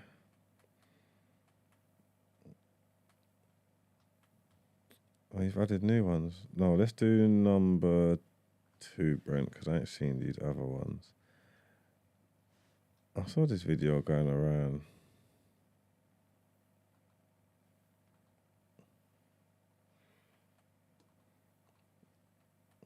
Was that 18 months ago? Yeah. It went 18 months ago. This thing. Was it 18 months ago? This is what they said. It was 18 months ago. Oh, I've only seen it recently. It's only been broadcasted like crazy like now. Oh, I thought this was fresh news. There ain't no. Is there anybody talking? Any noise? I don't think we need the sound. Yeah, this wasn't nice. So what's a bit of context for this? Is there was this like a gymnastics competition? Yes, a gymnastics competition in Ireland. Do you want to explain what happened? Right. And basically, they're getting medals at the end, and basically the woman gives every single person a medal except the black kid. She skips the black kid. But I don't understand. They put a statement out talking about, they've spoken to her. It was essentially just a mistake, this and that. But I don't understand how you could have made that mistake. And it's so sad because that girl was just there, smiling, waiting for a medal. And they talked about how they offered to go and speak to the family, and it was declined. Because what's the point?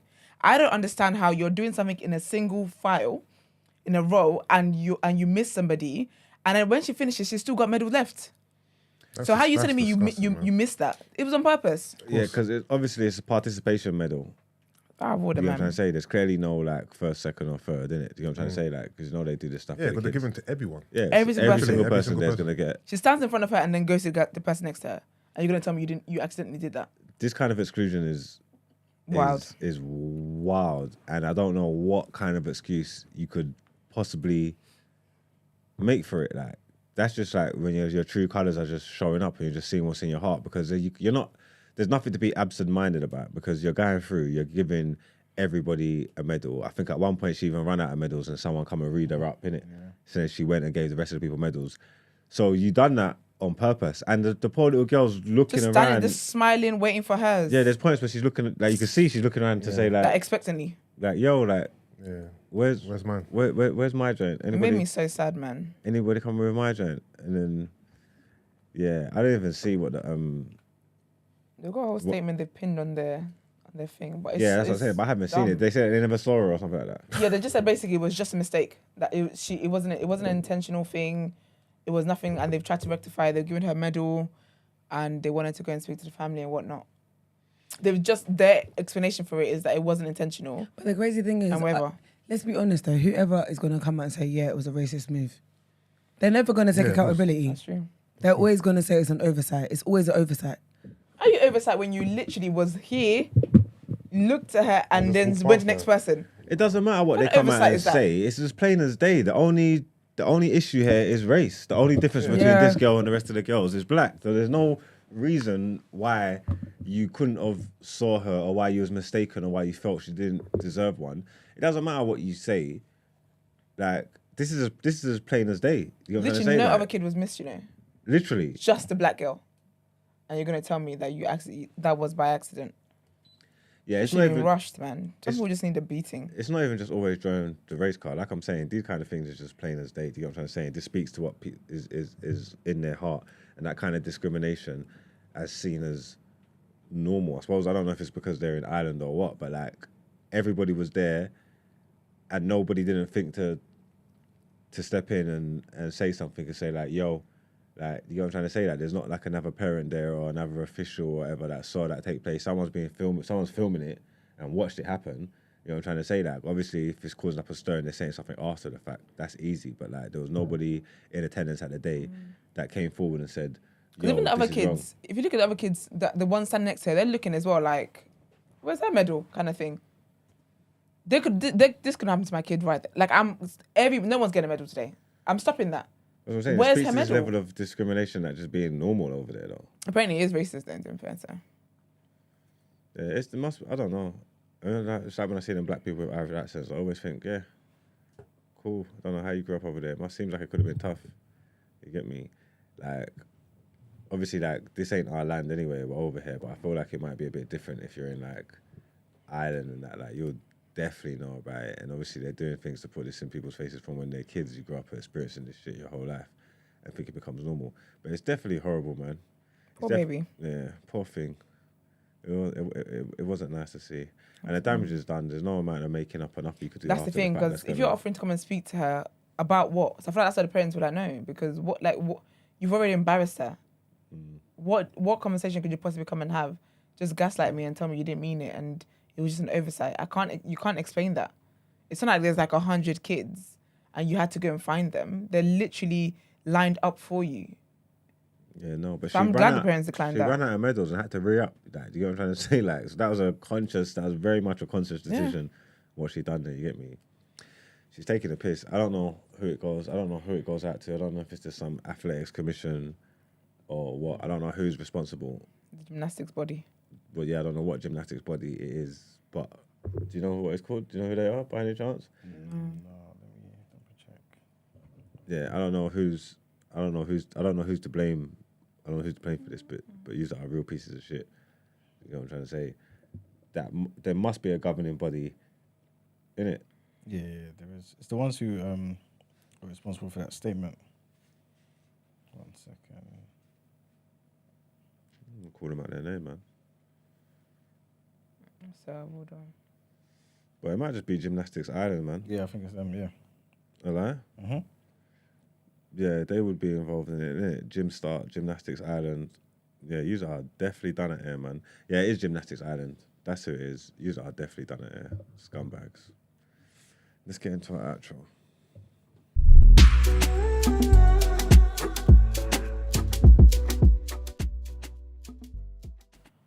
All right, people, thank you for tuning in. We appreciate it. We appreciate the community we're building. So please like the video, subscribe to the channel, follow us on our social media platforms at The Day After TNB on Instagram, Twitter, and on the Clock app. If you would like to feature on the show or inquire about the show, our email address is thedayafter@thenewblack.com. We'll see you tomorrow.